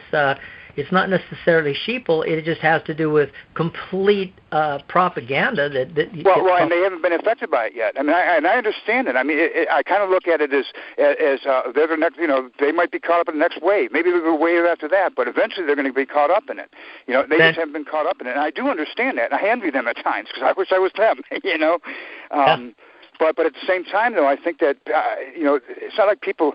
Well, I don't know the real world. I haven't seen. I've been out of it for so long. I don't know how people are faring out there. I mean, I don't know if they're struggling. I doubt that many jobs are being created because there's no reason to create jobs because there's no reason to do anything for infrastructure. There's no reason for any of that because they can bleed off of our intellectual properties because of all this virtual world shit and this mini-me's and that's easy money for them. It's easy money to create, so we don't have to do our infrastructure. So I'm assuming that there's a lot of people out there that are struggling and not doing too well who would probably be pretty receptive to this information. Yeah. Well, yeah. Well, it's been very educational, and I appreciate your time. I'm going to jump off now, though. But I think it's about time to call it quits for tonight. Yeah, I don't know if there's anybody else even online yet. There probably are still. I don't know how many are still on the line, but there were definitely a lot of callers tonight. Good. And you have been extremely generous, Ken, with your time, your information, and I know so many of us appreciate it very much. Pleasure. My pleasure. Sorry about that. My pleasure. I mean, I want to keep on spreading this word. I mean, it's important. It's important. Yes, it is, absolutely. So it's my pleasure. I thank you for having me on. Help a lot of people. Yeah, thank you, Ken. You're welcome. You're welcome. Well, let's do this again. Okay, for sure. Exiting Babylon is every Monday. Next week we have Jackie Fig, who is going to be coming on, and I guess she knows you, Ken. Jackie Fig. I don't know that name. I don't think I do. So it's going to be a good show. You definitely want to see that or listen to that one because it's going to be a really good one. And this has been just incredible, though, once again tonight. Ken, thank you so much. And I'm going to go ahead and call it a night. I know that Ken needs to probably get off, and we will bring him back on again. Hey, Ken, one question. You mentioned earlier that you needed help linking the attachments or the database. Well, not so much linking the database, but linking documents together. Like copyrights and trademarks and stuff. That's what I need help. Yeah, I'm good at that stuff. So this is Tony, by the way. Okay, hi Tony. Well, I've got. So let me know if I could help do that from here. I got a good team to do that with. The problem is that we just can't get together. You need to get together to do it. You need to get together to do it, and that's the whole drawback right here. And I just got to be able. Okay, well, if you need me, I'm good at that stuff, man. Okay. I compiled all those the main 5 or 6 patent trademarks that are on our certified. Okay. I put them all in one PDF with a title page. Yeah. Well, what I need to do is long at all, so that way you can just open it. Well, I need to have people around me so I could direct them. I say, okay, link this one, link that one. Yeah, because if you could do that, I'm pretty quick at it. I've got this PDF software that is really great. Okay, yeah, that's what I need. I need about a week's worth of time, maybe even more. But I mean, week's worth of time, hard 24 hours work to get that link. So I get people linking on that, so then I can do the videos that are going to tie all these things together. Because otherwise, it's and my team is right. Otherwise, it's just a database of files that everybody looks at and says, "What the fuck is this?" And I've got to link it together. But I don't have time to do it. I got to direct. You just got to read things over and over, and then let it stow for a while, and when you come back a week later in a different attitude, you read the same thing and you go, wow. Well, what I want to do is I want to be able to link it. So, like Merrill Lynch, I want to be able to link these patents together with Merrill Lynch, how they tie in with the copyrights and and trademarks. So it's a flowing story, and then it's linked by like a 5-minute vignette, as I call it, of a video.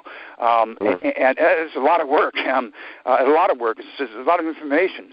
It is a lot of information. But what I'm saying is, when you first start reading these things, like you said so many times, you start reading the trademark and the assignments and the security agreements in them, and you don't get it yet, right? And then once you set it aside for a day, and you do some other things, and you come and pick up that same document and you read it again, and you just go, wow. Yep. And now you get it. It's just like the brain takes a while to just wrap its head around it. Yep, and that's what it takes. That was happening to me today. I was like reading some of the documents, that we did.